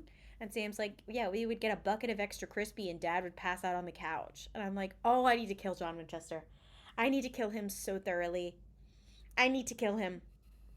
I need to kill him. There are so many moments in this episode that are so fucking sad. There's one line I wrote down. I'm like, I think maybe it's like just maybe one of the reasons that I'm like, Sam is going through so much, but Dean is just infinitely more sad. Ugh. Like, as a character, because I feel like Sam, all these horrible things are happening and like he's getting all these terrible situations, but it's like Dean has just never had a good day in his life. No, not a single good day. Never. Like, it's just like, damn. God damn. So, like, his last good day was in 1996? Fuck, man. Shit. Suddenly, the house starts, like, rumbling, and there's a searchlight outside. And they like, hide amongst, like, the furniture. And then it goes away. And Dean's like, okay, we have to figure this out. So he runs to the radio, and he's trying to, like, use it to contact Cass. And Sam's like, what the fuck are you doing? And he's like, I'm trying to contact Cass. And then suddenly, Cass's face shows up, like, large and zoomed in on the TV. Was funny. This was funny. And it's he looked like he had, like, the 0.5 iPhone lens on. Yeah. He shows up, and he's like, hey, the light is Zachariah. He's trying to find you through all of heaven. He's trying to send you back to Earth because you can't say yes to Michael and Lucifer if you're dead. And they're like, oh, why is that a bad thing? That'll send us back to Earth. And Cass is like, I can't get back to heaven. But since you're behind the wall, aka in heaven, you have an opportunity to do something I can't do. You can find out where God is, because that's what he's been trying to do. And they're like, what? And he's like, okay, there's one angel, Joshua, who there's rumors that he talks to God, or at least God talks to him. And he's like, you need to go find the garden and Joshua and find out where God is. And they're like, what? And Cass is like, okay, you have to follow that road, follow the Axis Mundi. Don't go into the light. For you, I guess it manifests as this 2-lane asphalt, was what he says. And, go find the road, go find Joshua. Bye. And they're like, what the fuck? And also, at one point, one of them says, an ass full of angels. And I was like, you wish. They have a little conversation here where Sam is like, I thought you didn't believe in God. You didn't want God to find us. Like, what are you doing? Like, how is this going to help? Like, and Dean's like, we're royally boned. That's literally what he says. And he's like, this is, I guess, last hope of a desperate man. I'm resorting to prayer, which is what he did 2 episodes ago. He's like, I guess, fuck it. You're like, damn, it's got to be bad for Dean to be like, fuck it, let's go ask God. Okay? Things are bad. So... so challenging. So they walk outside to where the road was, and suddenly it's forested and there's no road. And they're like, what? So they go back inside the house. They start looking around the house. And Sam's like, how are you going to find a road in the house? He's like, we're in heaven. And everything's random anyway. I'm looking around. And he does look in a closet. And I'm like, big thing of Dean to look in a closet, huh? I'm sure he knows that shit well. Dean's rode forward in the closet. Interesting. And they do something that I think is actually a really interesting storytelling motif in this moment, where he looks in the closet, he looks on the floor, and there's a Hot Wheels track. And Dean's like, oh, I remember this toy. And that's the road they were looking for. And then suddenly they look up and they're in a child's bedroom and they're dressed differently. And Dean's like, wait, what? And they're like, this is kind of crazy. And then Dean's like, wait, we're home. And Sam's like, what do you mean we're home? He's like, this is my childhood bedroom. Like, and you're like, oh God. This is also really great because he's like, we're home. This is my childhood bedroom. And Sam's like, and apparently you love hugs. And they look down and Dean's wearing a shirt with a big, like, bear on it that says, I love hugs. Yeah. Which is crazy because I'm like, Mary Winchester would not do that. Yeah. She would not put her son in that. But then he turns around and who is at the door? It's Mary Winchester. Now, it's not the actress we just saw a couple episodes ago. It is the older actress who plays her in the first couple episodes. And I'm like, it's not even that many years between that, but fine. And she's like, hey, Dean, like, do you want a snack? Whatever. And he's like, yeah. And they follow her downstairs. And they're both like, they're shocked. They're like, oh my God, like, mom's here. And then you have, this scene is so fucking sad. Like, it's devastating. It's really dark. Dean sits there as Mary makes him a PB&J with some milk and cuts the crusts off, the whatever. And Sam is kind of sitting off to the side, and Mary doesn't notice her. And he's like, "What? Why is that?" Whoa! You just she-heard Sam. Oh fuck! Yeah, because he's a masked lesbian. That's true. Sam uses any pronouns, actually. That's Jared true. Padalecki called and told me. He said, oh, I was listening to your show. I love it. So I just wanted to tell you that all your theories are correct. And Dean's like, well, that's because this is my memory and you weren't here. And I think Sam was born, but he wasn't there in this memory. And I think this may have been like right before Sam was born. No, because she says boys at one point. Oh, I guess that's true. She does. Because I thought that too, but he's just not there in that. And Sam's like, we gotta go. We gotta get back on the road. And Dean is like, please, like, can I just have this minute? Can I have this moment? He's like watching his mom and she's doing the stuff, whatever. And suddenly the phone rings and she's like, oh, I'll be right back. And she goes, and it's clearly she's talking to John quietly on the phone and she's clearly arguing with him. And suddenly Dean is like, I remember this.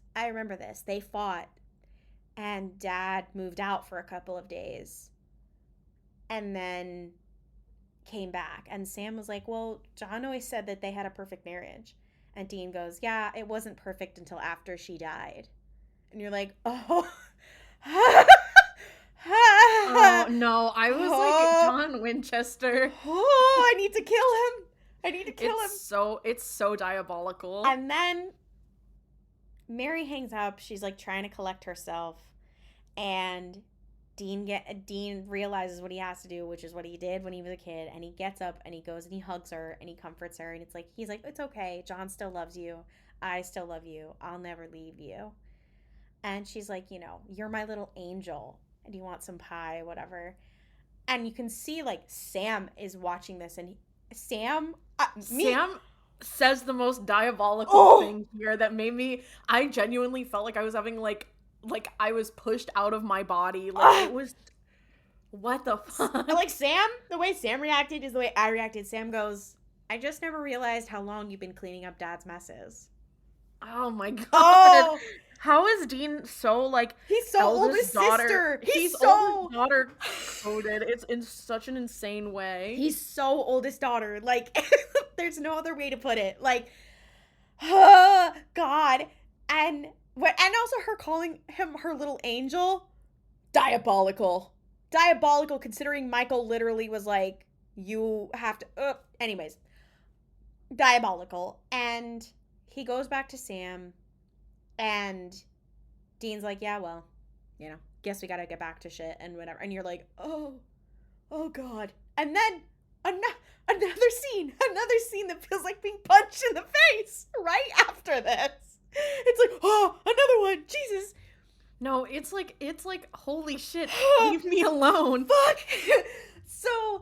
So they start looking around the house, and Sam sees a postcard for Route 66, and they look at it, and suddenly they look up, and now they're in a trailer. And a dog, a golden retriever, runs up to Sam, and he's like, oh my God, this was my dog, Bones. And Dean's like, when did you have a dog? And Dean is like, wait a minute. We're in Flagstaff. This is one of your good memories? And Sam's like, yeah. Don't you remember that time that I ran away and I lived on my own for 2 weeks? And he's like, yeah, I lived off of Funyuns and Mr. Pibb. Okay, I have to ask, how did he live on his own and have a dog? Whose dog did you steal? They don't explain. Like, that was my thought the whole time. Is I'm like, you lived on your own for 2 weeks. Where the fuck did that dog come from? I don't know. Like, Stray how did you dog? get a trailer? Stray dog? He was living in like an abandoned trailer with like the dog of somebody who had died. Like, I don't know. We don't know. This is a happy memory for Sam. He's like, yeah, I lived by myself. I ate whatever I wanted. I had this dog. And Dean's like, this is a happy memory for you? The way I remember it is that you ran away on my watch, and I looked everywhere for you, and I thought you were dead. And then the way that the wiki phrases this is, he shudders when recalling what happened when John returned. Yeah, he's literally like, and then when Dad came home, ugh. I'm like, did John? Yeah. John? And Sam is like, oh. Like, this is a horrible memory for Dean. This also, I'm sorry, we can't be rehashing the Dean is still upset Sam left drama. Yeah. Because I'm like, first of all, I'm sorry, that is so Andrew Dabb to me. Yeah. Where it's like, you're going back and rehashing the things these characters have already dealt with and gone over just for the sake of drama, which, I mean, I know it's a show, that's what you do. But it was that, but it's also like, we've already been here. We've healed from this. And also another thing I'm thinking about is I'm like, Dean was in hell for 40 years. Yeah. And he got over that pretty quick. And I know childhood trauma sticks with you, so I'm not saying he shouldn't be sad about it. Yeah. Or like shouldn't feel hurt still. But I'm just like, we've kind of done this song and dance before. Yeah. But it still hurts real bad. So it's still fucked up. Trust. They still got my eye. They still got my ass. They what? They still got my ass. They still got your IEA. Yeah. Yeah. I'm sorry. That was mean. Sometimes I lose the plot and then I get a little too mean. I'm sorry. No, that wasn't being mean. That was funny as shit. So Sam recognizes that Dean is not well, and he's like, oh, I'm sorry, like I never thought of it that way. And Dean's like, yeah, forget it, let's move. And he walks out, and Sam like says goodbye to the dog, whatever, and it's really sad. And they go out in the night, and they're on the road, and they look back, the trailer's gone, and they're outside of this like abandoned looking house ish. I don't know why it looks abandoned, but it's not. But they're outside, and Dean doesn't really recognize it, and then Sam does, and he's like, let's just go. And Dean's like, we're in one of your memories, aren't you? And he's like, wait a minute, this is the night you ditched us for Stanford. Fuck. And in the wiki it says it as he comes undone. Okay, that's a crazy description. Yeah, I don't know if that's quite how I would describe it, but he says this was one of the worst nights of my life. And Sam's like, well, it was a good memory for me because I finally, the wiki says, he finally got out from under their father's tyrannical heel. Fuck. And Dean says, their dad wasn't the only one he got away from. Oh. It's crazy to me. It's crazy to me that we keep, again, rehashing this drama. Yeah. But it's like, It's that, but I'm also just like, I really feel like Dean is to the point. I thought he was to the point where he was able to acknowledge, like, the problem wasn't Sam leaving, It it was was his him being father. alone with John. Yeah. Like, it's like, and I'm like, I thought he was maybe to that point where he'd hashtag coped. He'd hashtag processed, maybe. And listen, I don't expect. I would say if I was confronted with someone's idea of heaven being subconsciously being every single time I was away from them, I think that would still upset me even if I healed. I definitely feel like Dean is fair to be upset. It's less a critique of his reaction and more a critique of the writing. Yeah. Because I'm also like, I feel like Sam has kind of gotten to a point where he's like, yeah, I realize, like, I really left you behind in a really rough time, but like I think Sam was right for leaving. Like, I don't think I'm ever no moment of Sam's life with Jess. That is fucked up. Maybe, you know what? Maybe they would have gotten to that because they were kind of moving through his life. You know what I mean? Yeah, that's true. They might have gotten to that if they had gotten the actress or whatever, to be fair. But, like... She's like, I have other stuff going on. Sam is like... I'm in Agents of S.H.I.E.L.D. That wasn't yet. Sam is like, I can't control how the memories, like, play out, whatever. And Dean's like, again, all of your memories are being away from your family. And... Sam comes back at him with an insane line. Like, it's just one after the other. Where Sam goes, well, I never got the crust cut off my PB&J. You have a very different idea of family than I do. Because Dean, I was like, oh God, fuck, like, shit.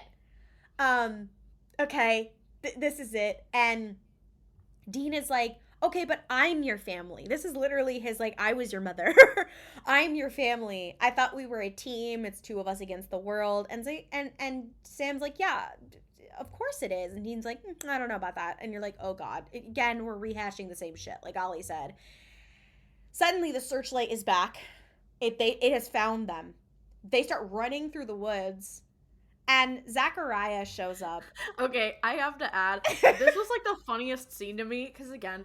I didn't do it for a while there, but I've kind of gotten back into the point where I like to watch. I know that this is like an affront to cinema, but every so often, some episodes I will watch in 0.15 speed, just because I'm like, especially now, like I started a new job, so I'm like, I have to be very precious with my time, and I'm like, so I was like, I just gotta do this. I gotta do this, and. Watching them run across this field or run across this forest was so fucking funny. Like, I could not stop laughing. I rewound it like 3 times, and I was like, "This is like the best." Play yakety sax. Play yakety sax. No, literally, that's what it felt like. It was so freaking funny. And the thing is, during this, Zachariah's like, "You thought you could run from angels in heaven? You're that stupid." Like, damn, you guys are dumb. On foot, no, like literally. He kind of got them. He's like, oh my God, you guys are dumb. Wow, that's really sad. They hide behind a log, and he's like, he turns night to day. He's like, girl, what are you doing? And he's like, I just want to send you back to Earth. And he's like, well, after I inflict some quality torture that'll leave you begging to say yes. And so true. Okay, this next part. I'm sorry. Kurt Fuller could do anything, and I would be like, yes. Yes, queen, yeah. And Zachariah's pissed. And then suddenly, this is how the wiki describes it. Just when it seems Zachariah has them, a man in a luchador mask appears and tells them to follow him. Oh my God. And they go into this small shed in the woods where there are some Enochian symbols on the door, and this person leads them inside. They go inside the shed. The inside of the shed is the inside of the roadhouse. Welcome back, the roadhouse. It says complete with its familiar smell. Okay. And gross.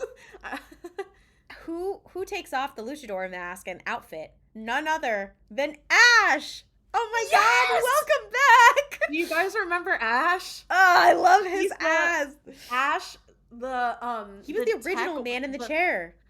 Yeah, the tech wizard redneck who lived in lived at the roadhouse and slept on its pool table.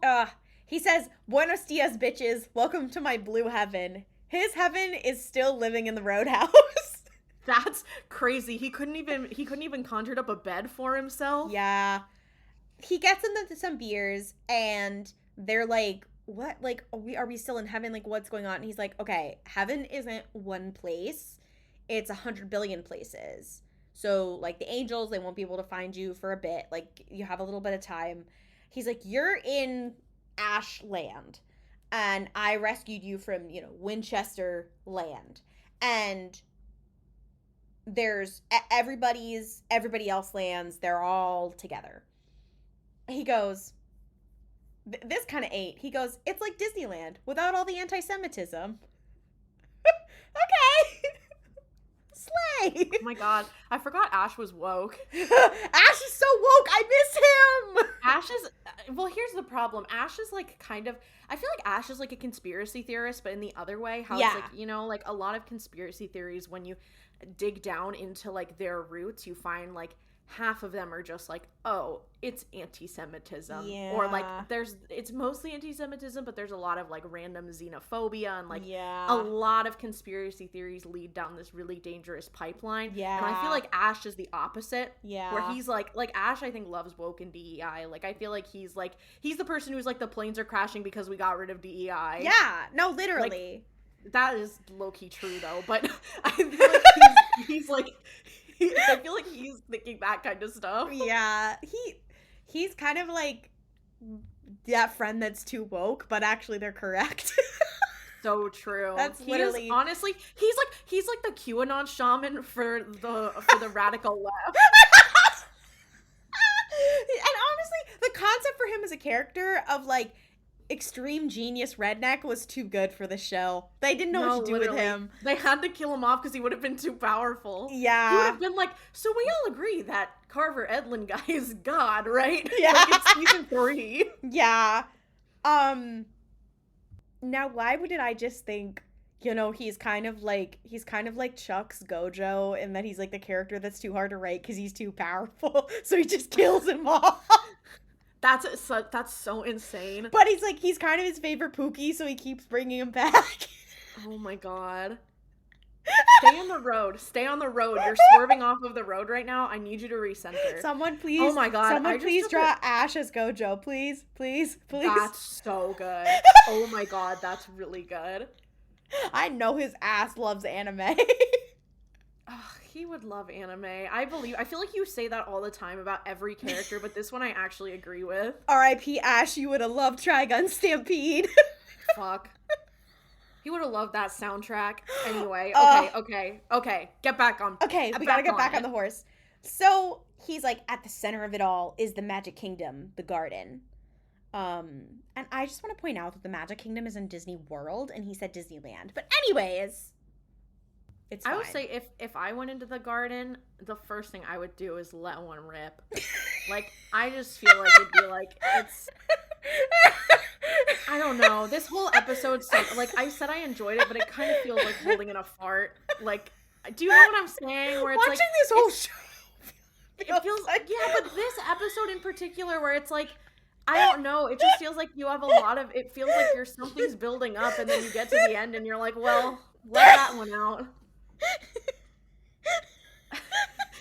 Is that crazy? Do you get what I'm saying? Like, I can't really explain it. It just felt like that. The sad part is that I do. Like, I totally get it. It does feel like holding in a fart.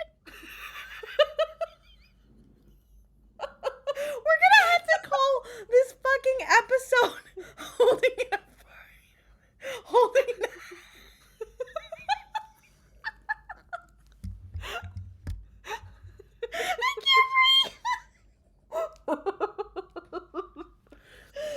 Laughing at my own joke.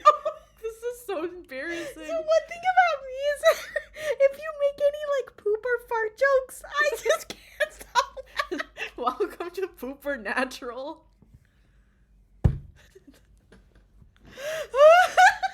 Hi, welcome back to the Mystery Shark Cast. Please. I can't breathe. Please.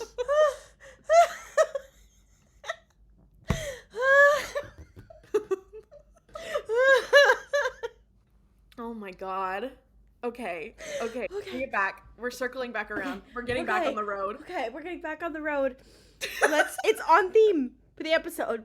Okay. It's on theme. Exactly. Okay. Exactly. Okay, I have to take a breath. Oh. You can do this, princess. Okay.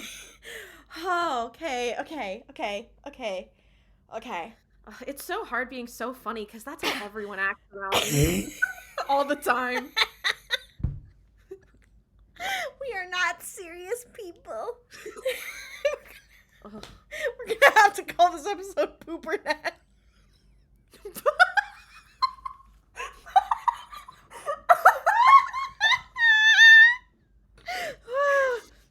Oh my god. It's like the episode, you know how it's like the opening sequence and this one is like water being injected into, or blood being injected into water. Imagine it's that, but it's brown. Please, I need a diarrhea-themed supernatural title card on my desk by Monday morning.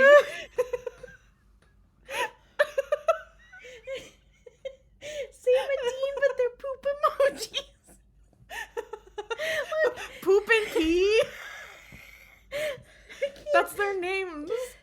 That's a slant rhyme if I've ever seen one. What about Castiel? What would be his poop theme name? I mean, my first thought was Pistiel, but I don't know if that's anything. That's not really poop. Oh god. Okay, I can do this. I can do this. I have to just not think about. I literally can't breathe. Claudia has an asthma attack on air, and I don't edit it out. Okay. Oh, it's not even that funny. Like, why am I laughing so hard? Guys, sound off in the comments if you thought this was funny. Or if you think we're just stupid with a sense of humor of third graders. Okay. I feel like poop jokes are like, they're really funny when you're a kid, then you're like, they're not funny, and then you're an adult and you're like, actually it's the funniest thing ever. Oh god. Oh my god. Okay, I'm fine. Okay. I'm gonna breathe. Okay. I don't even remember what we were talking about. Okay. I don't even know how we got to that. Pooper scooper natural, is that anything? You said that if you went to the garden in the middle of heaven, the first thing you would do is fart. Yeah, because I feel like this whole episode, because this episode feels like holding in a fart. Yes. Got it, okay. Yeah. See, my thought when I saw the garden was, come live with us in the... Okay, you're not bringing Steven Universe here right now, okay? Steven Universe? You thought of a fart joke, I thought of Steven Universe, it's all over. Let's get back on track. Okay. So Ash is like, in the middle of it all is the garden, which is like the Magic Kingdom. He's like, everyone gets their own slice of paradise, except for special cases who can share. Dean asks what special means, and Ash replies, oh, like soulmates. We can't get into that. I really think Andrew Dab might be a secret Wincest shipper. No, literally. Because, when we get to that last episode, yeah. Like, low-key, am I crazy for thinking that he might just secretly be into Wincest? Yeah. And he might not even know it. I think it's subconscious. Oh, that's almost worse. Yeah, that's almost worse. I don't want to say almost. I think that's definitely worse. Yeah. And right after he says this, he looks at Sam and Dean ponderously for a moment, just long enough for them to recall their last argument as they avoid eye contact with each other. As quoted from the wiki. The wiki writers, I'm like, you guys, we need to have a conversation. Yeah, anyways, no hate, okay? Oh, no, I say this with, like, honor. With I'm just love. Like, yeah.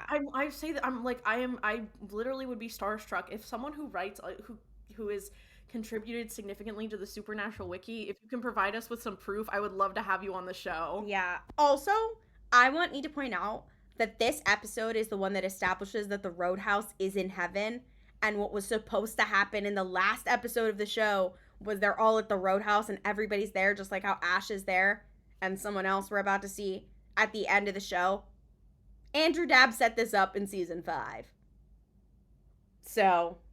You know, it's almost interesting that I'm like, you set something up this early, and I almost feel like he took over and was like, well, I want to do the thing I was gonna do and disregard all the other shit that's happened between then and now. Yeah. Although I think it would have been a good ending if we had done that. But anyways. I just don't think a good ending involves Dean dying at a young age. Yeah. Like, I just feel like that goes against his character and, like, the development that's, like, you inherently think your life is worth less, Ollie, and you feel like you're always prepared to die. We can't get into that or else I'll get actually angry. Like, we can't, we have to wait till we actually get to the end of the show for me to actually, I will go on a rage-filled rant. Like, guys, our last episode is going to be 10 hours long. It's going to be 10 hours of us being like, actually, fuck this show. Yeah, I know we say that every episode, but so he's like, so normally each person can only go in their little respective form of heaven. But he's like, well, I'm a genius, so I can visit other heavens. And he goes, including the author of the Kama Sutra. That boy's heaven, sweaty, confusing. And I'm like, the author of the Kama Sutra who was a Hindu? We're getting into some sketchy things here, but okay. And then he says, and Albert Einstein, he mixes a mean white Russian, Johnny Cash, and Andre the Giant. Okay. Wow. Notice he said all men. You know, maybe Ash isn't the woke leftist that we want. No, I meant that in a gay way. Oh, okay. So that's actually more woke. Yeah. You're coming around. Yeah. Okay. Yeah. I feel like this is like one of those like flow charts. Yeah. It's like trying to determine like who is the most slay. Yeah. Okay. I'm getting there. Like it's like programming language where it's like if this then this. Exactly. Okay. Yeah. And Sam's like, how did you do that? And Ash is like, don't worry, I've made my very own. And then he pulls out this laptop and he's like, I made my own Holy Roland police scanner. And it's this laptop that can receive angel radio, and you can hear things coming out of it. And he's like, oh, and I'm fluent in Enochian now, so jot that down. And I think Ash and Bobby, if they had gotten the chance to really collab, yeah, it would be over. It would literally be over for all the other girls. Too fucking powerful, just too powerful. Mm-hmm. He's like, I can receive angel radio. I heard you guys had arrived. I had to come find you again. And they're like, what do you mean again? What do you mean? We've been here before? And Ash is like, oh, the angels must have Windexed your brains each time you were revived, which means other times they have died. But I'm like, every time they have died, like, Dean went to hell, so, but okay. And that's the only time Dean has died. No, but I guess he's died in the mystery spot episode, but that was like immediately when he died, he came back. I'm like, does that count? I don't know. Yeah, I don't feel like. I mean, but yeah, I do like the idea of Dean getting sent to heaven, especially that last time where he's dead for like months. Yeah, I mean that could make sense. That maybe could be when. Yeah, and he goes, the two of you have died more than anyone else I know. And he's like, oh, well, have you found Ellen and Joe? Or Sam and Dean go, have you found Ellen and Joe? And Ash is like, wait, they're dead? And they're like, yeah, it happened a couple months ago. They went out fighting. And he's like, oh. And he's like, I've been on the lookout for your parents. I haven't found them yet. But I did find someone else who wants to talk to you. He didn't find them because John Winchester is in hell. Yeah. I don't care what they showed us. He's in hell. Yeah. I mean, canonically, he is in hell. No, he's not. Remember, he escaped hell and came to heaven. Yeah, never mind. And I was like, I just imagine, like, Ash with, like, a giant, like, fly swatter pushing him back down. Yeah. Guess who else pops out? Many a cameo happening. Pamela Barnes, a.k.a. the psychic whose eyes got burned out by Castiel in Lazarus Rising. Diva, who then got stabbed while Sam and Dean were in the spirit world. Yeah, it was not good. And she's like, hey, divas, nice to see you again. Pun intended. Oh, yeah, because she can see now. Yeah, they're like, she's cured. Disability cured. Yeah, you're like, oh. Great. Okay. And Dean and Pamela, they go off to talk at a table. Sam is sitting at the bar with Ash. And he's like, oh, like, here's a direct route to the garden that I figured out. And Pam kind of, like, gives Dean a little, like, smack. And she's like, that's for getting me killed. And Dean's like, okay, well, I probably, like, deserve worse than that. We also got Ash killed, too. That makes you feel any better. And Ash is like, it's cool. I'm cool with it. And Pamela's like, yeah, you know. It's so fucking funny because he's like, I'm cool. And he, like, raises his hand from the bar. Yeah. It's like, Ash is the character. I'm so sorry. I'm obsessed with him. And Pamela's like, yeah, I'm cool with it. I went to a better place. I told you that was what was gonna happen when I was dying. And she's like, you remember my death scene? And you're like, oh, this is getting a little meta. And Dean was like, you know, I was lying, but she was like, but you were right. I did go somewhere better. And she's like, you know, it's just one long, amazing show at the Meadowlands. And then she's like, okay, I know they've been trying to get you to say yes to Michael. Like, how bad would it really be? And she's like, yeah, a lot of people would die, but they would come here to heaven, and the majority of them would come to heaven, and it's really not so bad here. And Dean is like, I don't know. I think I'd have a problem spending an eternity in a private Memorex universe, knowing the angels are running the real show. Like, clearly, he doesn't like this. And he's like, that seems lonely. And he said, it seems more like being caught in the Matrix than achieving nirvana. And Pamela's like, well, it's better than ending up in the basement, which is hilarious to say to Dean because he has been in hell for 40 years. So she's not wrong, though, in a sense. Oh, the wiki says Ace instead of Ash here. I don't know. But it says, another awesome thing Ace has discovered in heaven is a practical application for string theory. It's Ash. He makes this little glib comment about string theory. And he's like, I've come up with this shortcut to the garden. He makes this Enochian formula.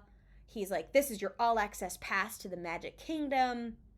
But he's like, Zachariah still has every road under close watch. You still have to be careful. And they're like, okay, we're going to go. Pamela gives Sam a hug. And then, here's another moment. It is so unnecessary. She just starts making out with Dean. And I'm like, what? She's like, this is once for the road, basically. And my whole thought this entire moment, I was like, he kissed the wrong person here. Yeah. If you'll recall, he totally wanted to fuck Ash. Like, he may not have known it at the time, but he totally did. Yeah.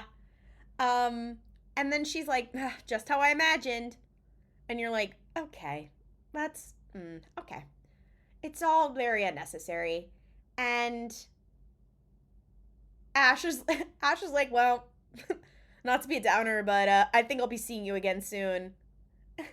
And you're like, damn, he kind of got his ass there. And he's like, what? And he's like, you know, keep a 6-pack for us. And they go through the doorway, and they're suddenly back in their childhood home. It's nighttime. Mary, their mom, is there. Suddenly she's in the white nightgown. And Dean's like, and she's like, oh, Dean, were you woken up by a nightmare? And he's like, oh, Mom, I love you, but I know you're not real. I have to go. And he goes to leave, and she kind of starts, like, making fun of him, and things turn dark, and she's like, there's this weird green lighting, and she says this shit, and she's like, everyone leaves you, Dean. Have you noticed? Including, like, your brother or whatever. And I just need to point out here, because what happens when Cass also leaves him? In Cass's final scene, Cass also leaves him. Andrew fucking Dabb. Cass also leaves him. I feel like the picture of the wolf ripping its shirt off. Like, I can't do this. And when she's taunting him, she's like, you know what it was like when I burned on the ceiling? It smelled like burning meat. And I'm like, again, with the burning meat in these episodes. And it's just, it's the whole thing is sick. It's gotten weird. And suddenly she says, she's like, you were a burden, that I never loved you. And he looks back at her. She has yellow eyes. It's getting worse and worse. And she was like, you know, the silver lining is that I was finally away from you. And she's laughing at him. And then Zachariah shows up. And this is another scene with some unnecessary shit in it. This is crazy. Dude, what do you mean? What do you mean Woody from Psych is fucking the Winchester's mom's memory? It's so Zachariah shows up. They're like, oh, fuck, he was doing this to fuck with us. And they're like, we got to get him. I don't know what. But some other angels, like, hold them back. And Zachariah starts talking. He starts making out with Mary's neck. He's, like, feeling up their mom. And they're like, oh. And he's like, oh, I'm just getting started on you guys. He calls her a MILF? You're like, what the fuck? What the hell, man? What the hell? Diva, we don't need to be doing this. It's so gross. And they're like, what the fuck? And he, like, snaps and she disappears. And it says he starts punching Dean, which is so funny to me because I'm like, you're an angel. You could just kill him with one, or not kill him because I guess he's already dead, but, like, you know, but basically he starts ranting and he's like, I used to be the biggest deal around here, and then I got assigned you fucks, and I can't get this thing done. And he's like, I can't close a deal on a couple pathetic flannel wearing maggots. Which is kind of funny. Damn. And Diva. He's like, this is personal. And he's like, you know, while Lucifer is strong, he's also petty. So Zachariah has a very personal bee in his bonnet, while there's still the weird green lighting in the back, mind you. And Zachariah's like, all right, I'm about to torture you. And then another guy appears behind him. And, you know, they're in their normal, like, suits that angels wear, but this guy is just, like, in a casual outfit. And we've never met this angel before. And he's behind them, and he's like, I need to speak to the Winchesters. I know this is a bad time. And Zachariah's like, girl, like, this is literally a bad time. And he's like, I know, but, like, this comes from the boss. And Zachariah's like, how do I not know you're lying? And this angel's like, you can fire me if you want to, but when God comes back, you know how he handles wrath. And Zachariah's like, fuck. And then they all disappear. And suddenly, Dean and Sam are inside, like, a botanical garden. Clearly, this is how they see the garden with this angel. And they're like, oh, this guy has to be Joshua, who Castiel has been having them try to find. And they say, well, the garden's nice-ish, but they're not really impressed. And he's like, well, you see it the way you want to, which is the same thing that Zachariah said before of, like, why they see him as just, like, some random guy in heaven because he doesn't need a vessel up there. And he's like, well, I usually have a million heads or whatever, but you see it the way you want to. And for them, you know, he's like, Josh was like, well, sometimes they see it as God's throne room. Sometimes they see it as Eden. For you guys, it's a botanical garden that you guys went to on a field trip. And they're like, so, like, do you speak to God? Can you get him to talk to us, whatever? And Josh was like, well, God just kind of talks to me. And he's on Earth. And they're like, do you know where he is? And he's like, well, it's kind of like a one-way street. I don't know where he is. I don't know what he's doing. He just talks to me. And Joshua says, I believe I can sympathize with him, gardener to gardener, because I think he's lonely. Which is also insane when you think about the fact that Chuck is writing this himself. That's like incel behavior. Yeah. Like, what? Yeah. God is an incel? Okay, Andrew. That's like, ain't that Ariana Grande song? Yeah. Dean is like, I don't really give a fuck if he's lonely. And Sam's like, can we get him a message? And Joshua is like, actually, I have a message to you from God, which is back off. Stop trying to find me. And he's like, God knows the apocalypse has started. He knows what the angels are doing. And he says, it's not my problem. I'm finished. And they're like, what do you mean? And Joshua's like, well, God put you on that plane when Lucifer first broke out to save you. God brought back Castiel, and God gave you salvation in heaven despite your crimes. And it was the most he's done for anyone in a long time. And if you can't kill Lucifer, if you can't kill Lucifer, stop trying to find God, because the magic amulet is not going to work. He doesn't want to be found. And they're like, but God could stop all of it. And Joshua was like, well, he could, but he's not gonna.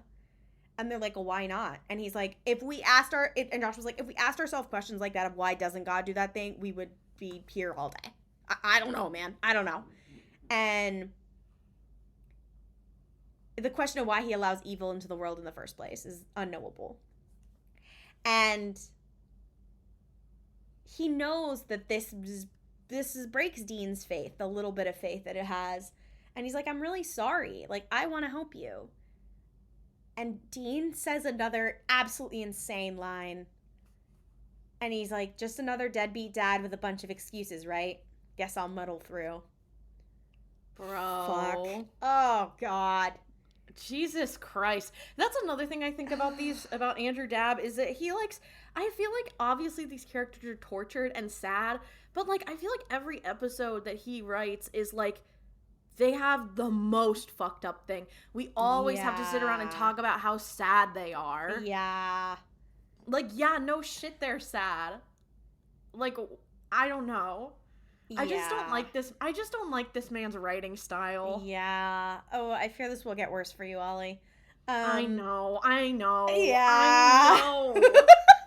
I know.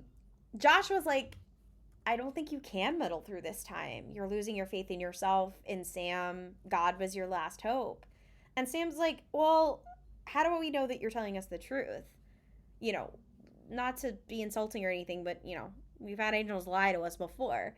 And Josh is like, I'm Joshua.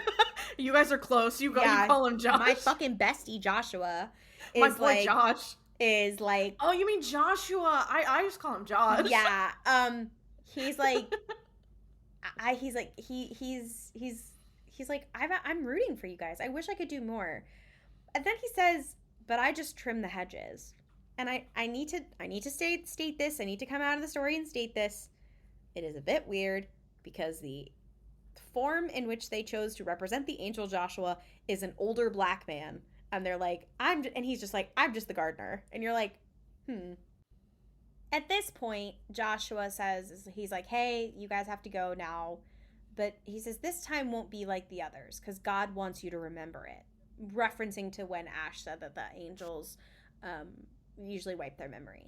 And suddenly, they're back on Earth. They're back in their bodies, right where they were shot. They're in the same clothes that have blood all over them, but they remember everything. And they're like, and they're like, wait, and they remember. And then there's, again, another scene of like, Jesus fucking Christ. Castiel arrives. Castiel shows up. He is looking fucking braffed. I don't know how he found out what they found out because he couldn't hear it. I don't know if they... It's not clear. Well, maybe he walkie-talkie. Maybe. Have you considered walkie-talkie? Maybe. He, in the wiki, it says he curses his father. But you see Castiel look up. He's like, I've lost the faith. I've lost the will. And this is Castiel's moment where he loses his faith in God. He loses his faith in heaven. He loses his faith in everything because that was his last thing. And he takes Dean's necklace, the Samulet that he has had, which is the amulet that's supposed to lead him to God, bullshit, and he takes it off. He rips it off. And he throws it to Dean. He's like, I don't need it anymore. It's worthless. Fuck. And you're like, oh. And Sam's like, wait, like, don't, like, come back. And he disappears. And Sam's like, okay, like, we're going to have to find another way to stop the apocalypse. And Dean just picks up his bag walks past Sam, throws the amulet in the trash, and walks out the door. And then the episode ends. What the fuck was what was going on with the writers' room when they wrote these two? Like, economic recession. oh my god. Economic recession, baby. Oh, jeez, these were not light episodes. Yeah, and it's just like line after line after line. You're like, oh fuck. It felt shit. No, it kind of felt like reading like a fan fiction where it's like gives like, you know, sometimes when you read a fan fiction for a show that's like kind of silly or like middle of the road whatever, and the writer is like, and then this bad thing happened, and then this bad thing happened, and it's like these characters that you expect to see in a funny situation, and then you're like, oh my god, this is so tragic. You're like, oh, like it's almost like, Jesus, okay, it's feeling out of character. No more slices. No, literally, like, I know they're I know that we always talk about them being so tragic, but I'm just like one after the other, like, okay, stop. Jesus. It's like Sam got one, Dean got one, Cass got one. Fuck.